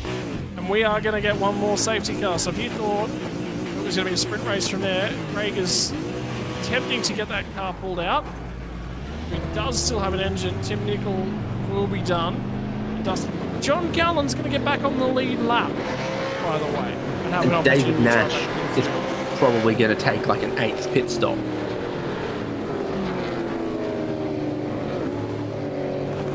So, interesting one. This is the guys up front. They're not going to pit stop. If the guys that are at the tail end of the rear and don't have any track position, you are absolutely going to bolt tyres on. Is it that just me, or is that Travis Hunt machine walking wounded? Yeah, he was the 3rd driver in there at the cutting, and it is not good. Yeah, that's a crabbing cut. So he will come to the pit lane for sure.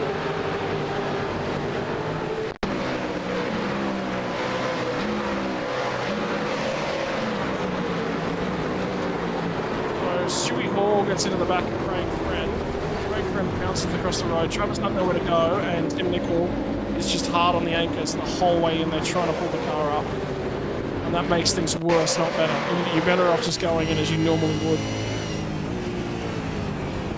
You just see his chaos. He just as hard as he possibly can on the brake. If he'd have approached the cutting as normally as he possibly can, he would have gotten away with that one.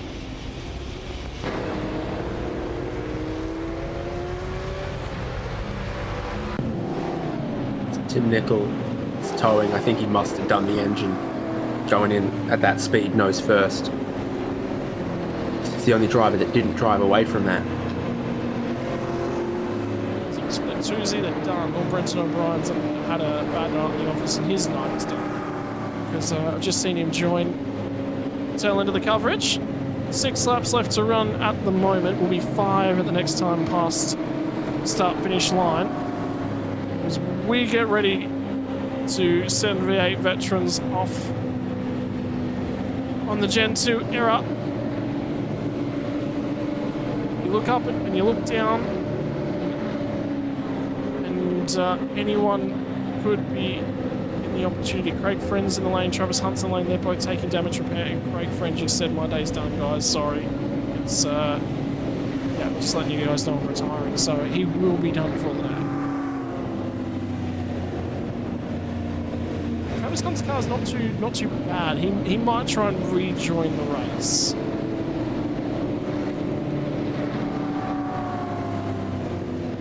Yeah, I don't know how long it takes to do that sort of stuff. So it's been a minute and a half, and you get this sort of sliding scale. Like if you can't fix it in 30 seconds, then it'll take 2 minutes, and if you can't fix it in 2 minutes, it'll take 5. So if he didn't, get in and they did it in 30 seconds, then it's probably a really long hold if it's anything more than 30 seconds. But this one's going to tick away, and tick away for a fair while, because it is a long old lap of safety. It's going to take last time we went with the safety lap. The lap times were. They're in the 4.5 minute sort of range. So John Gallen gets released to go back to the lead lap. So over 4 minutes in terms of the duration of the lap. So double that. 2 minutes worth of potential damage repair that you can take. You can effectively take perhaps 3 minutes worth of damage repair. So I get the feeling we'll probably be back green next lap. So Travis Hunt might try and get out of the lane and rip around. He is still in the lane, so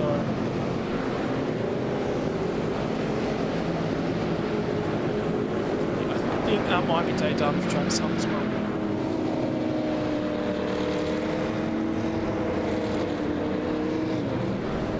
Pit lane exit is closed, so even if he gets back out there now, he's off the lead lap. So will be race done for Travis Hunt. So he is now done.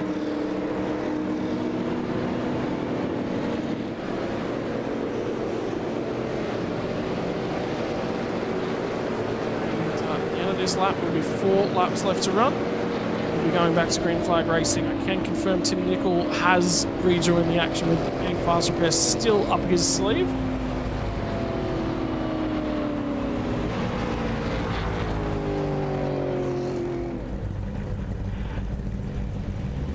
But Tim Nicol definitely does have a black flag, unfortunately, and it looks like it's for speeding in the pit lane.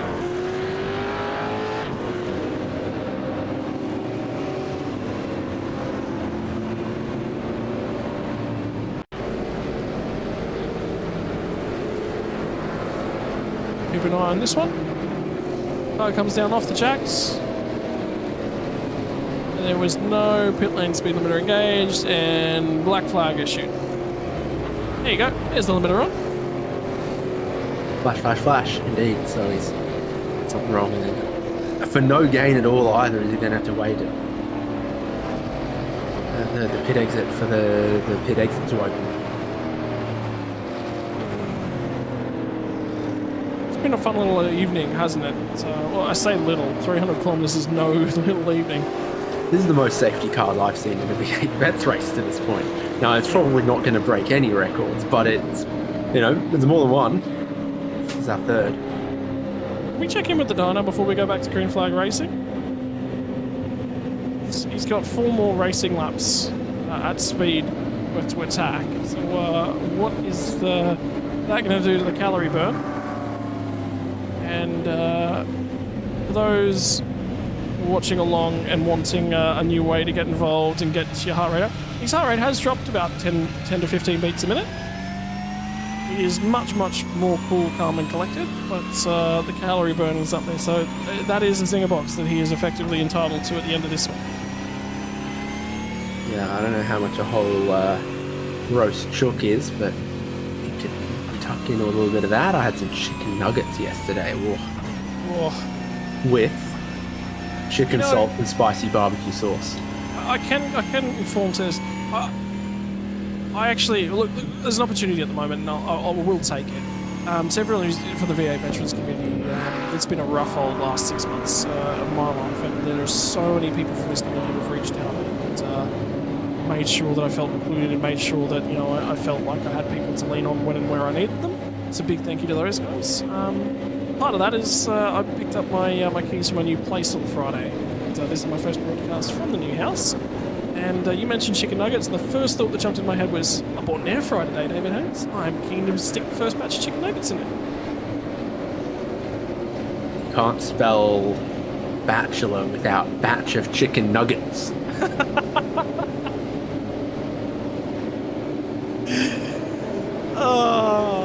I'll take you at face value, Dave. I will enjoy that one as Sean McNamara, for the 3rd time tonight, has been Mr. Consistent at launching incredibly early, and he makes it 3 from 3. John Gallen is going to just about make it to the back end of the field before they go green flag racing, so he will get to race the final 4 laps of the season. Field is coming through the chase, and he's not quite there. He'll miss it out. There they go, down and underneath the bridge. And he waited all night long just to get back to the rear end of the field. He's going to miss it out. Tim Nichols will have a transition down the pit lane to serve for a speeding in pit lane. But for Sean McNamara, 4 more laps left to run. 25 kilometres worth of racing action left in the Holden Commodore. And can he lead them all? Something else has happened to David Nash to make that night even worse. Passing before the control line is what he says. He's back here nursing a little bit of damage once more. 6 stops in this race, the most of anyone. By 1 on David Kirby and by 2 on Travis Hunt. This is off of the 3rd restart. Gary Buckland behind him. So he waits and he waits and he waits and he waits. He's not making any passing before the control line, but looks like Buckland does. I think that's where he got the damage just then for David Nash. And Lord Mackay makes a mistake to finish off the race. So he said passing before the control line, but in essence, all of those guys are passing before the control line. Which, yes, there is definitely some penalties and procedural issues. Rules are you're allowed to overlap after the apex of the final corner, but you are not allowed to overtake.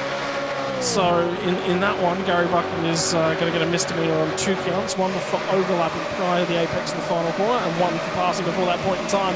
And Scott Gamble is doing his utmost to go hard at the final race of the era. Michael Whiting back to the top 10. I feel a driver of the day performance on its way his direction. He was. In the 30th place, he just passed Troy Stone Street. He looks under a little bit of pressure here from Chad Lewis as well. Another driver who started very, very deep in the field. So Chad Lewis now +9 and putting the pressure on.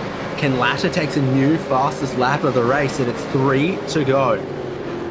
It is going to be 3 to go, and that is quite critical because Ken Latta did not have oodles of pace a little bit earlier on in the run. Chad Lewis is trying to crawl all over the back of Mark Boynton as if he can't get his way further forward, but he has dropped places on the run up Mountain Straight and diving it into Griffin's Bend. Is he going to try and defend this one off? Yes, he is on Jamie McKnight. He's going to try and go the long way round. And McKnight was certainly there and certainly having a go. Keep your eyes forward and keep your eyes backwards. Safety car restarts, Bridge safety car restarts, and the field is getting frenetic.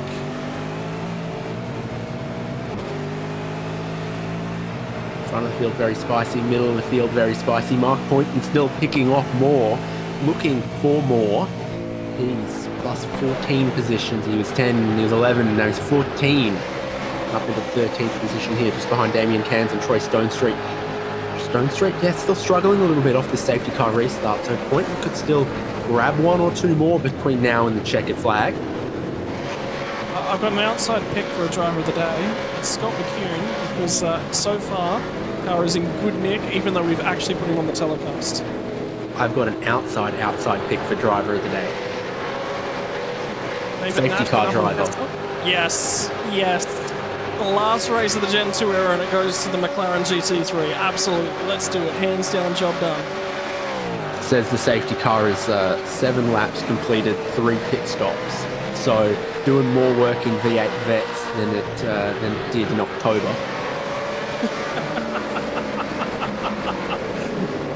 Well, for Sean McNamara, he is now coming under pressure from Scott Gamble, and it will become 2 laps left to run. So at the crest of the mountain this time by, will be under 10 kilometres worth of racing action for the car, for the manufacturer, for the memories and for the vets in season 21 and season on 2024 as well. There will be some more racing to come before the tail end of the year, but it will be classed as iRacing season 2025. And tell you what, Dave, it's my first iRacing leap year as well, which I was informed about just recently too. Interesting. I think in a couple of thousand years, we're going to have to add 2 seconds to the average year because of the Earth's slowing rotation. Since Buckland back behind Varga and Nash. Oh. And David Nash went to tip it in, and there was just no bite from the front tyres, and Buckland scoots on through. Picks that one up. Fine example of why around the outside of Griffin's Bend is often ill-advised. You just find no grip there. Camper's working against you compared to if you have the inside line right snug against the curb. Well, here's your sneaky driver of the day picks here in 9th and 10th. Please leave him alone, Michael Whiting. Please don't make contact. Please don't make contact. Please don't make contact. I'll never live it down. For sportsmanship, don't do it. For banter, it'd be the funniest thing. Drivers to include their names on the curse. Right, second to final time. The drivers will wind the engines all the way up through the gears towards the higher end of 290 kilometers an hour. The run down to the chase. He's going to try and poke the nose out, go to the inside. The door will close. Now he'll get on the anchors. He'll go the long way around to the chase. And McEwen is going to try and hold him out around the outside. And Michael Whiting gets the job done, slices his way back through inside the top 10 in a 9 spot. There'll be one more lap left to run. I don't think he's going to have enough time to find his way through and get one more spot on the road. But this is it, ladies and gentlemen. Take a ride on board. Remember every single moment of the Holden Commodore, because this is all that there is left to go. And Scott Gamble has got one more crack at this. The run all the way down to Griffin's Bend. Had a crack, wasn't quite able to get there. McNamara will hang on to it, but there will be Conrad straight to come. Does he have a crack at the cutting? Talyancic is right there as well, so it's as tight as it can be on the final lap between these final three. If they knock each other off the road, Talyancic could come through. It's a really tough ask on a final lap to make 2 positions, but it depends how gloves off this is going to be between McNamara and Gamble. Who has more to lose, and is it Scott Gamble?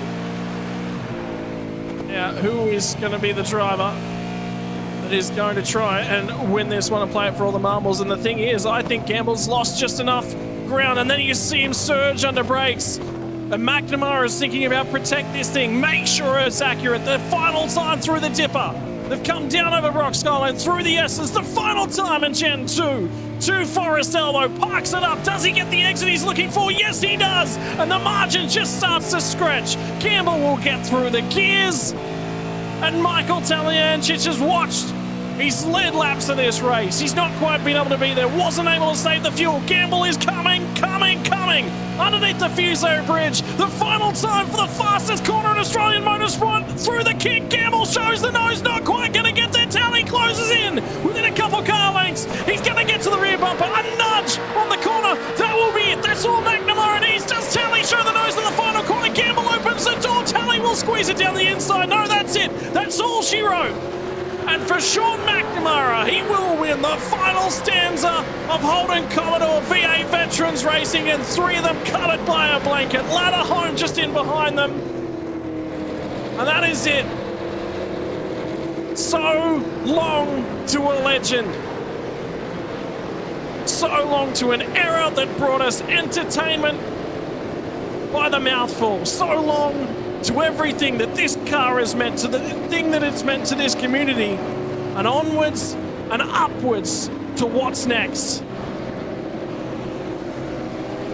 Well, there's a couple engines that are going to get toasted out there. We're going to have a salute for your top 2, and this is the way that they're going to send off the car at the end of the final season of its competition in V8 Vets.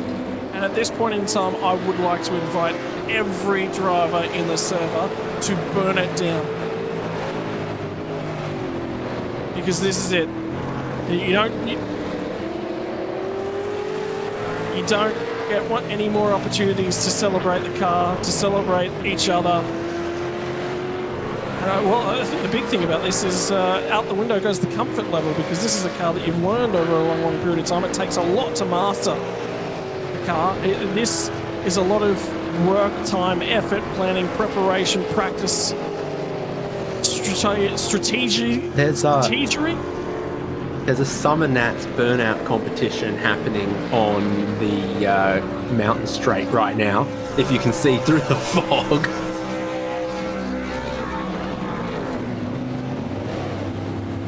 Safety cars gave them all plenty of fuel to do this on the cool down lap as well. Everyone with 3 or 4 spare laps of fuel at the end, I would imagine. We got an extra 4 or 5 laps behind safety car after everyone had already made their final stop. Here's the run to what was formerly the jump at Mount Panorama Circuit, skipping the chase at the end of Conrad Straight. The gravel's too deep, too slow, robs you of too much speed now to hit the jump, and they're not going to do it. Weak. Okay, should have had.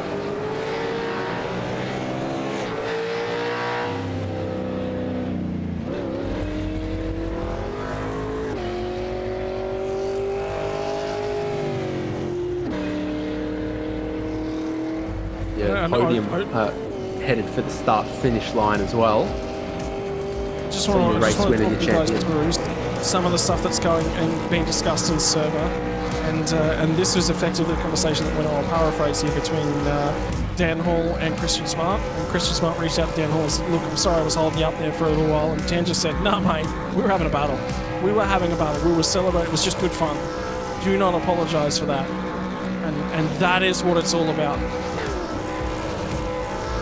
Winds at 1.6 kilometers an hour, so that smoke is going to hang around on the start-finish straight for a while, choking out the mountain.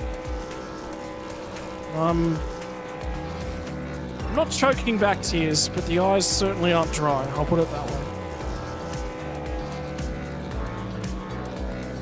I do want to say, Dave, I'm actually really, really glad we got those safety car laps in, because the fact that it gave us the extra fuel here at the end of the race, because normally these guys are tight for every microliter of fuel.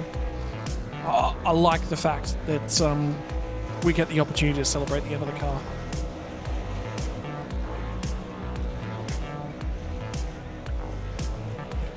Dan Hall's doing it in the pit lane. I reckon that's going to be a fine. Can you do that, mate? Do you remember back when this car was sunsetted in real life, and the lap that McLaughlin and Van Gisbergen did together? Oh, that was just, yeah, that was a moment. It's another one of those ones where you go, why on earth are support categories at the Bathurst International allowed to do a full cool-down lap, and the Bathurst 1000 winner can't? Like, what's a little TV window, something they want to get the podium interviews happening very quickly after the checkered flag, but fans who camp at the top of the mountain for like 2 weeks, let them see the winner. Is it just me, or is that an engine that's out of fuel and he is trying to extract every last scary rear tyre from it? Well, ladies and gents, that was something, and thank you to everyone who's given us some opportunity to celebrate everything that's possible with this car, with this circuit, and the fact that I want to say thank you to Bruce McLeod for taking the effort to line this one up so that we get to conclude the era of Gen 2 racing from the mountain from V8 Veterans, because that was perfect, fit the moment, everything just came together to be perfect. Sean McNamara is going to be your race winner from round number 10. He won't be the championship winner. That guy finished in second place, so a big shout out to the team boss over at 9.5 SimSports. Scott Gamble will come home second place, and Michael Taliancic in third. And I tell you what, it was good to see Tally back. I miss seeing him in and around here, and it was really, really good to see him back to farewell. The Gen 2. Ken Latta will finish out a fourth spot. Gamble, Taliancic, and Latta fought tooth and nail the last time that these three came here to the mountain in split one, and it went down to the final lap. There was paint traded, and it was an absolute epic. If you have the time, I strongly recommend you go back through the archives and you dig that one out. It was so totally worth watching. It was an epic moment to be a part of. Dan Hall will get home for his second top 5 2 weeks in a row. Jeff Thomas out of 6. Chris Miller, Robbie Crisdale home inside the top 10. Michael Whiting and Scott McCune gets home inside of 10th. I'm just going to say it. I think he deserves driver of the day for beating the curse. Finally, after many seasons worth of trying. Troy Stone Street will finish out of 11th from Damien Cairns, who gets home in 12th. Mark Poynton gets home in 13th. Chad Lewis from Jamie McKnight, man who's done all of our setups across the last couple seasons, and is a part of V8 Veterans mythos in his own right. Stewie Hall from Greg Sharp, Darren Crosby, Brad Doble, and the Dino gets home in 20th, and there might be a little bit of KFC on the side for that effort as well. Out at 20th spot, and Michael Stewart, first driver outside there. Christian Smart gets back home for 22nd. Robbie Griffiths and Shane Rendell, Darren Goosey, Stephen Varga, David Nash manages to get home inside of 27th. Jay Rackland, John Gallen will get back. He did pick off one spot. Home in 29th, and Murray Reilly out of 30th. Finally, outside of the 30s, for the final time as we dip through the results in Gen 2, Lorne Mackay was the last driver home on the lead lap from Tim Nicol, just off the lead lap. Travis Hunt and Craig Friend, both retirements, unfortunately, as was David Kirby. the long list of drivers from split number 1. What will season 22 hold? What will the Gen 3 hold? The questions start now. But for the meantime, we get an opportunity to celebrate alongside of our drivers. We will start from the top end of our podium and we'll work our way down here tonight. And Sean, I said to our viewers just a few moments ago, I'm glad you got an opportunity to win that one, because I think it feels right after everything that's happened over the last couple of years, after everything you've done, not only for your own boys at 9.5 Sim Sports, for the karting boys that you brought through the sim, for everything that's gone on. It feels right for you to win the final race of the Gen 2 era in the V8 Veterans community, mate. So first and foremost from me, congratulations. Yeah, thank you so much, mate. And it means quite a bit. Yeah, it's been a rough, lot of bad luck, a lot of little issues in vets so far, but had pace all the time. And Scotty and I were joking before that we've traded fastest laps, but I think we're going to do a calculation at the end of the season to see what the actual overall difference was. But it's just been a pleasure racing this year and this season. And the vets community is so bloody awesome, and everyone behind the scenes, and you guys, and I thank everyone, but it's such a cool league to be a part of. And and to put that livery on tonight, that was a pretty special livery. We had a lot of success with that, and to put that on and get the win, I was determined to get it. And I was absolutely stoked with that. It was a great fun night. The other thing that felt right as well was to get a few safety cars that everyone had more than enough fuel banked up to actually celebrate the end of the era, because normally you are scrapping for every little bit of fuel that's available. If that went green the whole way, there would have been no celebrations from half the field. Spot on, yeah. I was actually a litre short, so we were hoping we could just keep that gap to tally and save a bit at the end for a couple of burnouts. But we crossed the line. We had 5-6 laps of fuel left, and I said, well, I'm burning this thing down till it pops. So it was good. It was really good.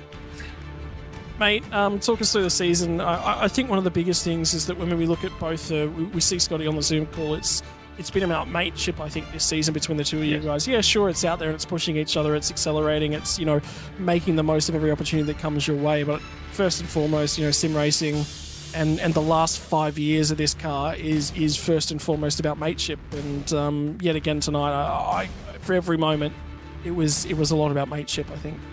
100%.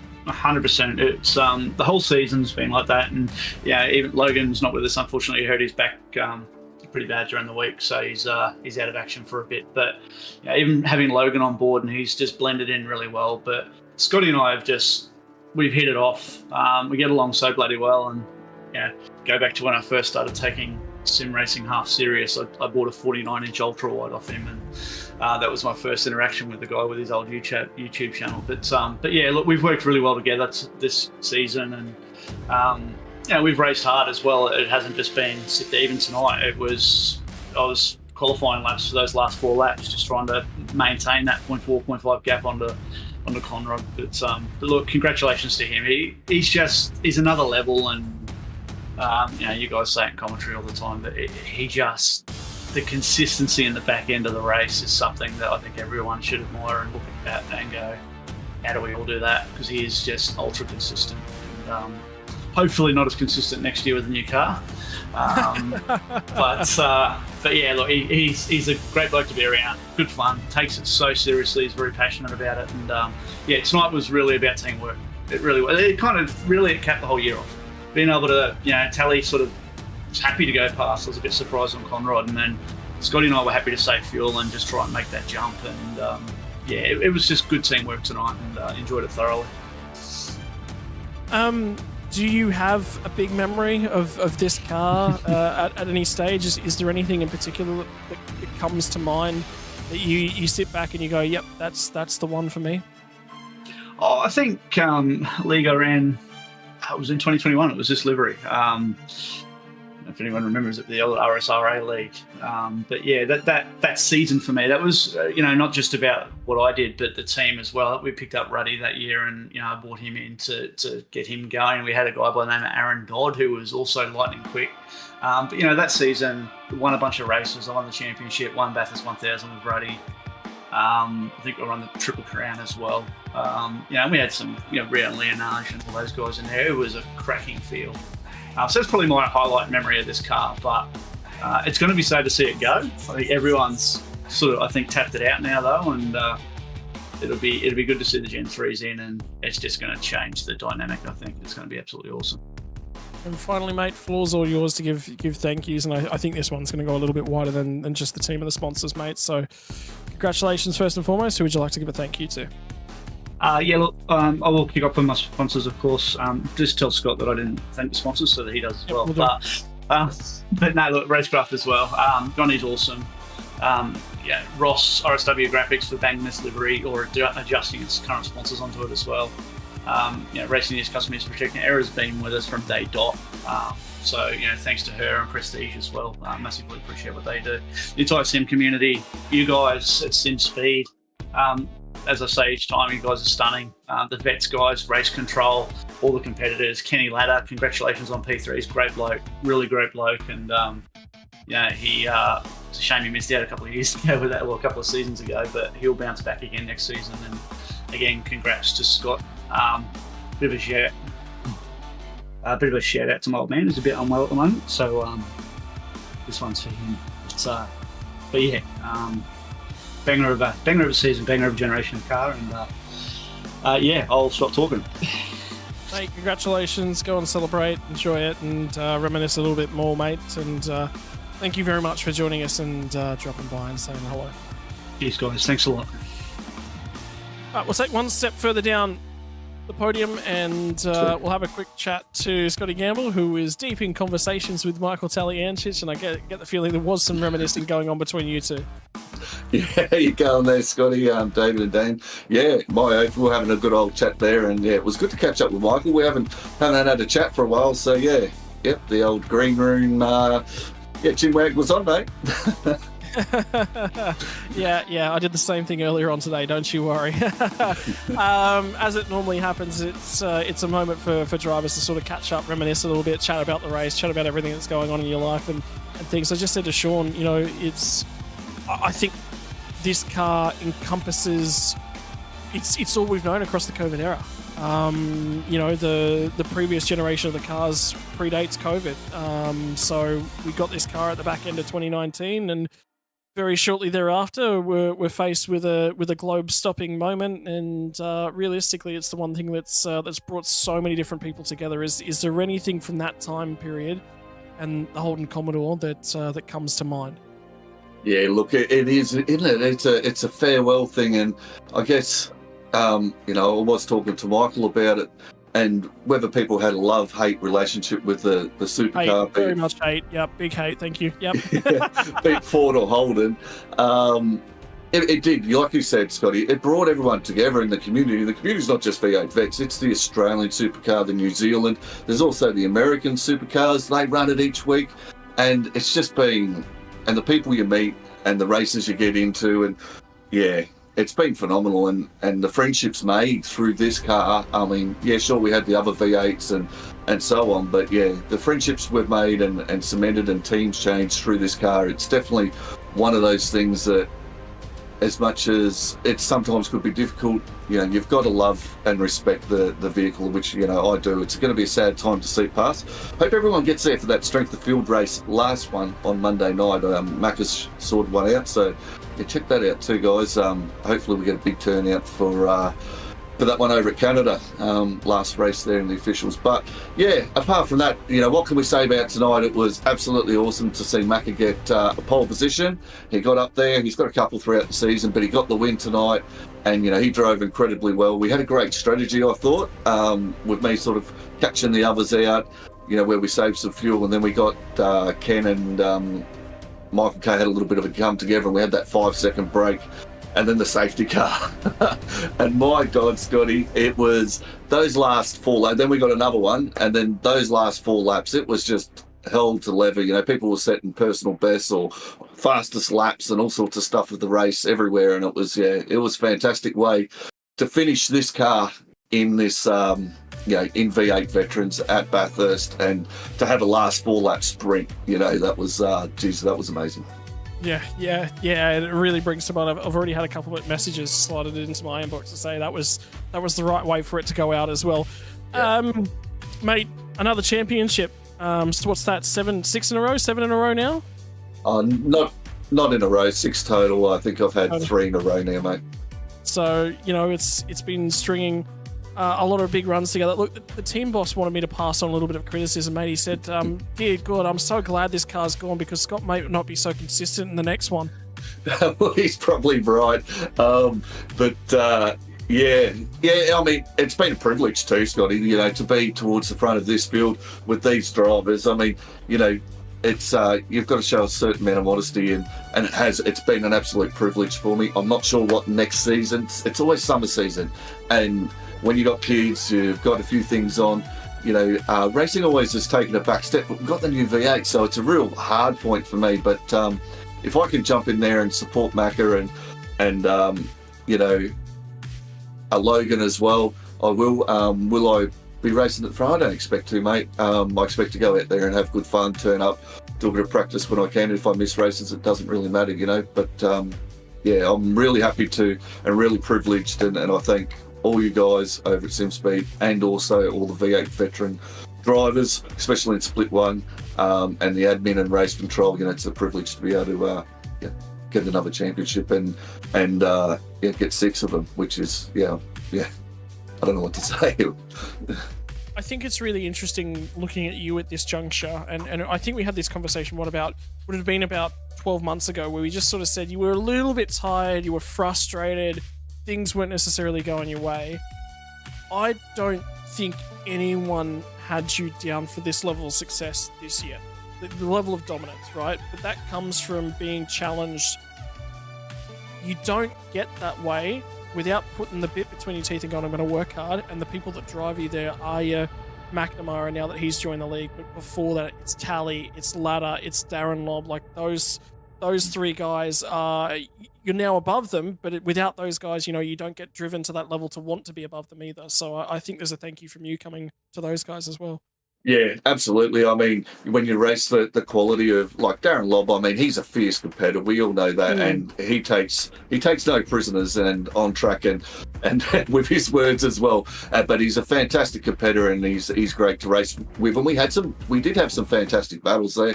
Like you say, Michael Talianich, we've had some battles. Ken Ladder, gee whiz, we've had some battles as well. Sean as well, my own teammate, we've had him. And not only that, but you're also looking at others. Jeff, I mean, how well did he drive at Fuji when you think of that one? You know, there wasn't that amazing. And other drivers, Michael Whiting, he's been super consistent. Matt Vanderkreen, you know, he's way fast. So that's been awesome. But when I know you talked about those guys, there was also one who's actually racing next season, I believe, but it was Jordan Ross. And I wrote it in the chat a little while ago when he was doing race control. He just said to me one time, he said to me, what could you do different? Because I was having a bit of a soup, Scotty, you know, and I'm taking someone out, right? And it was all on me when I look back on it, but I was having a bit of a cry about it. And he said, well, what could you do different? And I was like, oh, nothing, you know, because you don't want to accept that you could do anything different, right? Like, you don't want to be at blame. And he said it to me again, well, what could you do different?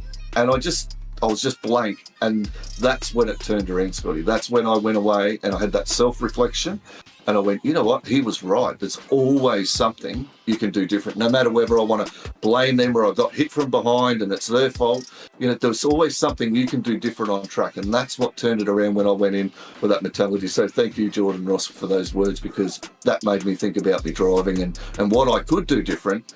And you had to be really honest with yourself about it, and sometimes it's not nice. But at the same time, you know, you can't let it get you down, and you've got to get back in there and do something different to make the changes, and that's what happened, mate. But mate, it's a way to approach. Actually, you know, it's really, really interesting that you raised that, because the guys that taught me iRacing, it was never who's at fault. When I was taught to sim race, it was what could you do different. It was no blame. There's never any blame. And that's the way you go about sim racing, and it's something I've carried through, and it's become a little bit of a mantra for me for life. What could I have done differently?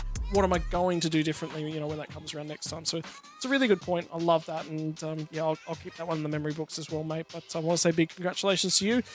Another championship, mate. Mateship all around. We talked to Sean McNamara. He said, you know, I think this season was a lot about mateship, mate. So floor's all yours to thank the mates that make it possible for you.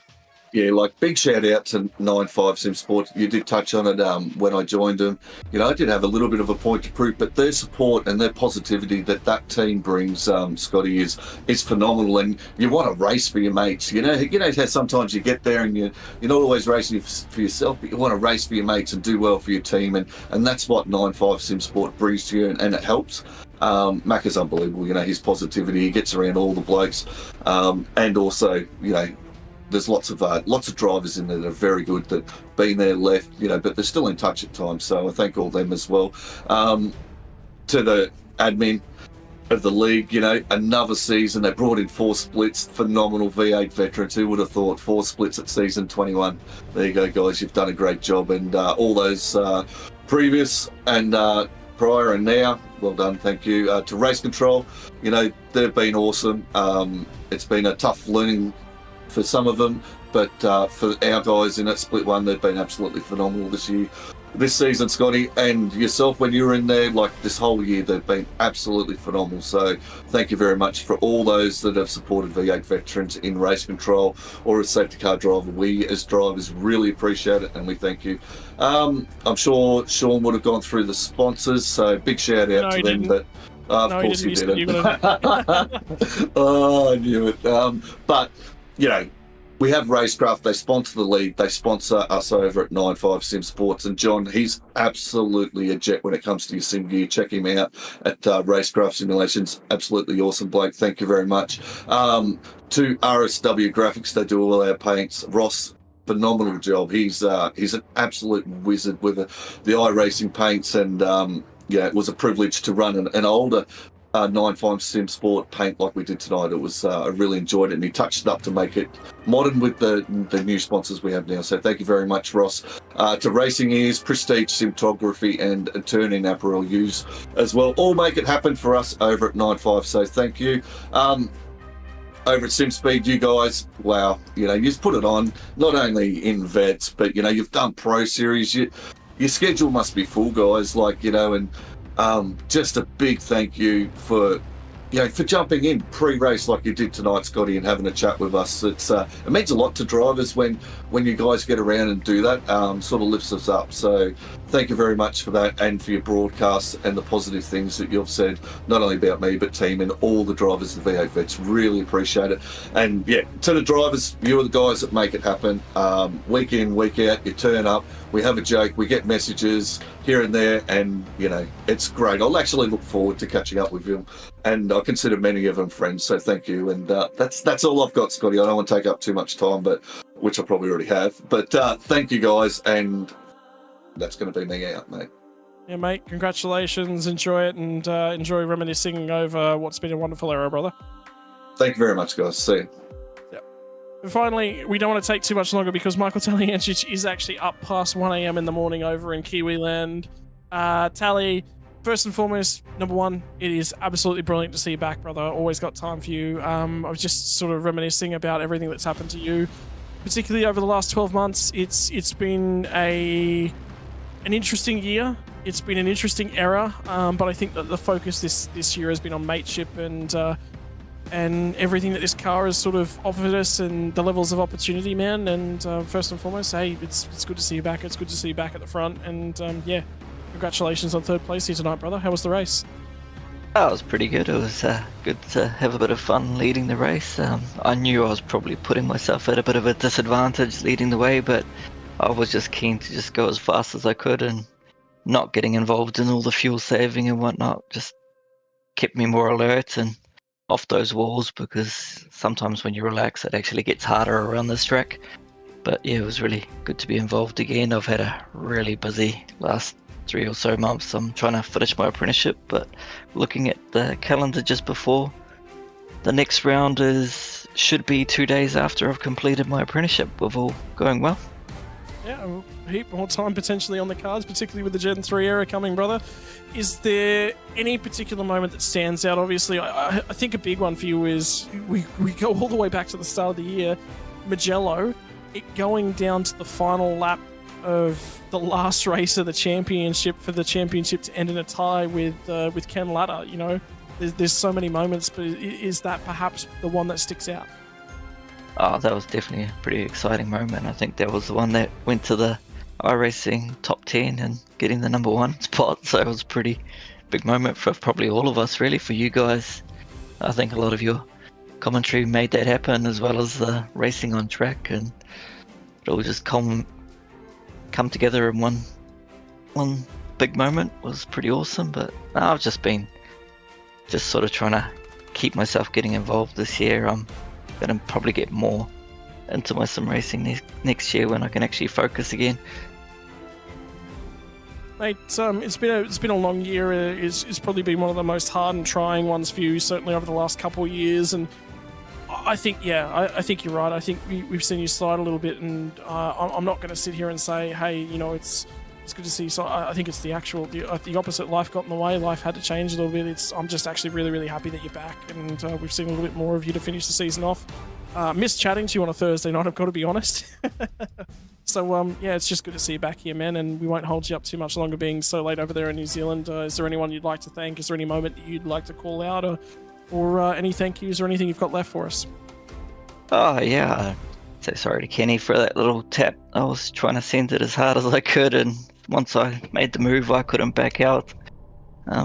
Really didn't mean to make that. That's why I was straight off the throttle as soon as it happened. But big shout out to everyone racing.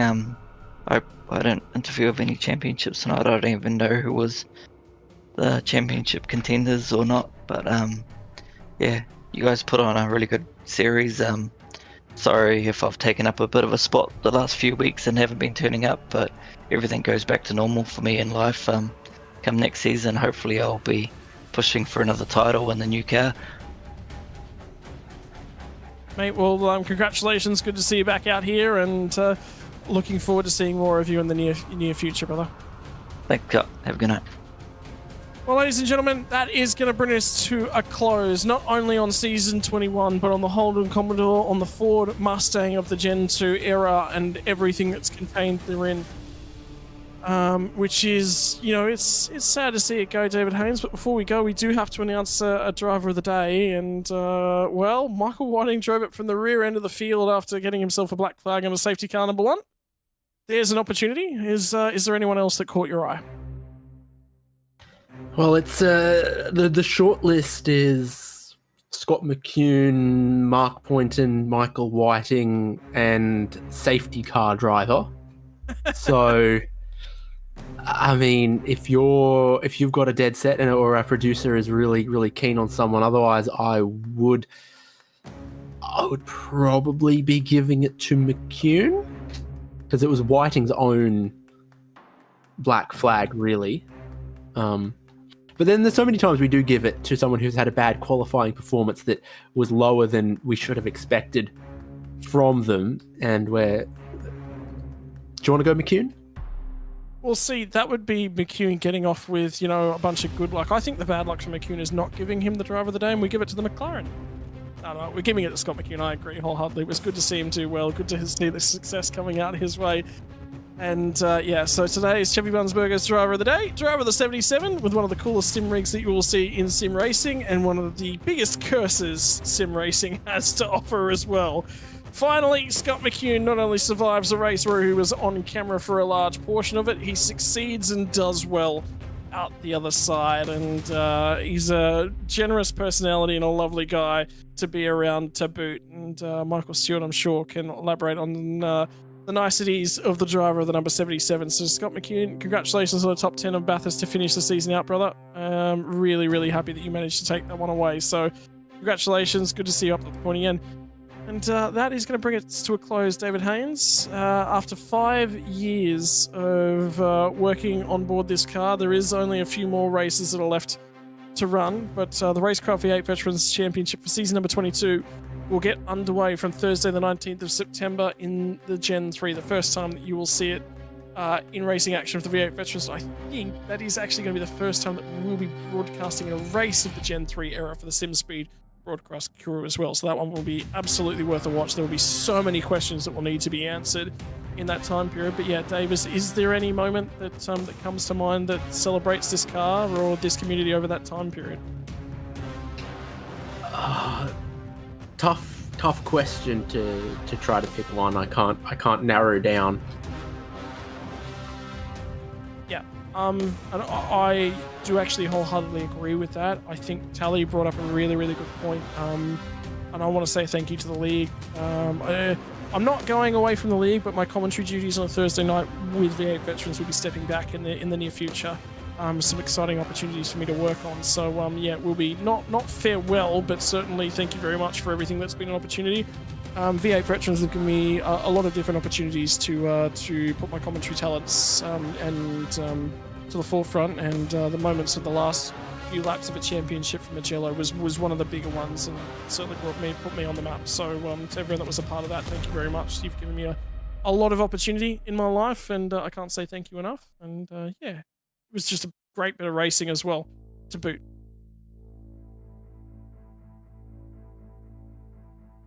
So, ladies and gentlemen, that is going to wrap us up. Watkins Glen will play host to the first round of V8 Veterans Season 22. The Vindaloo will take on a new thickness, a new viscosity, a new flavor, a new spice, a new style. Will you be there to witness it all? On behalf of our title sponsor, the RaceKraft Simulations on John Lee and the team, all the way over on the west coast of the country. If you are looking to get yourselves a new sim, some new hardware, or some new little bits and pieces, or perhaps you're in Perth and you want to hire yourself a sim for a couple of hours to go racing because you just got to scratch that itch, RaceKraft Simulations are the team to get in contact with. Player One Sim Gear as well, also simulation experts. SimSpeed, the gloves that make it nice and comfy and comfortable for you to go sim racing. LGC Images, Logitech G, also a simulation hardware provider. Nova Sim Sports, Parramatta Isuzu Ute, and Chubby Buns Burgers driver of the day, because at the end of 300 kilometers worth of racing from Bathurst, you've burned off enough calories to go and pick yourself up at Chubby Buns Burger. Ladies and gentlemen, that is it. There is nothing more to say. We hope that you've enjoyed everything that this generation has had to offer. We hope that you've enjoyed everything the season has had to offer. The RaceKraft V8 Veterans will be back for season number 22 in new cars with new talent and a lot of questions to be answered. We'll see you all then.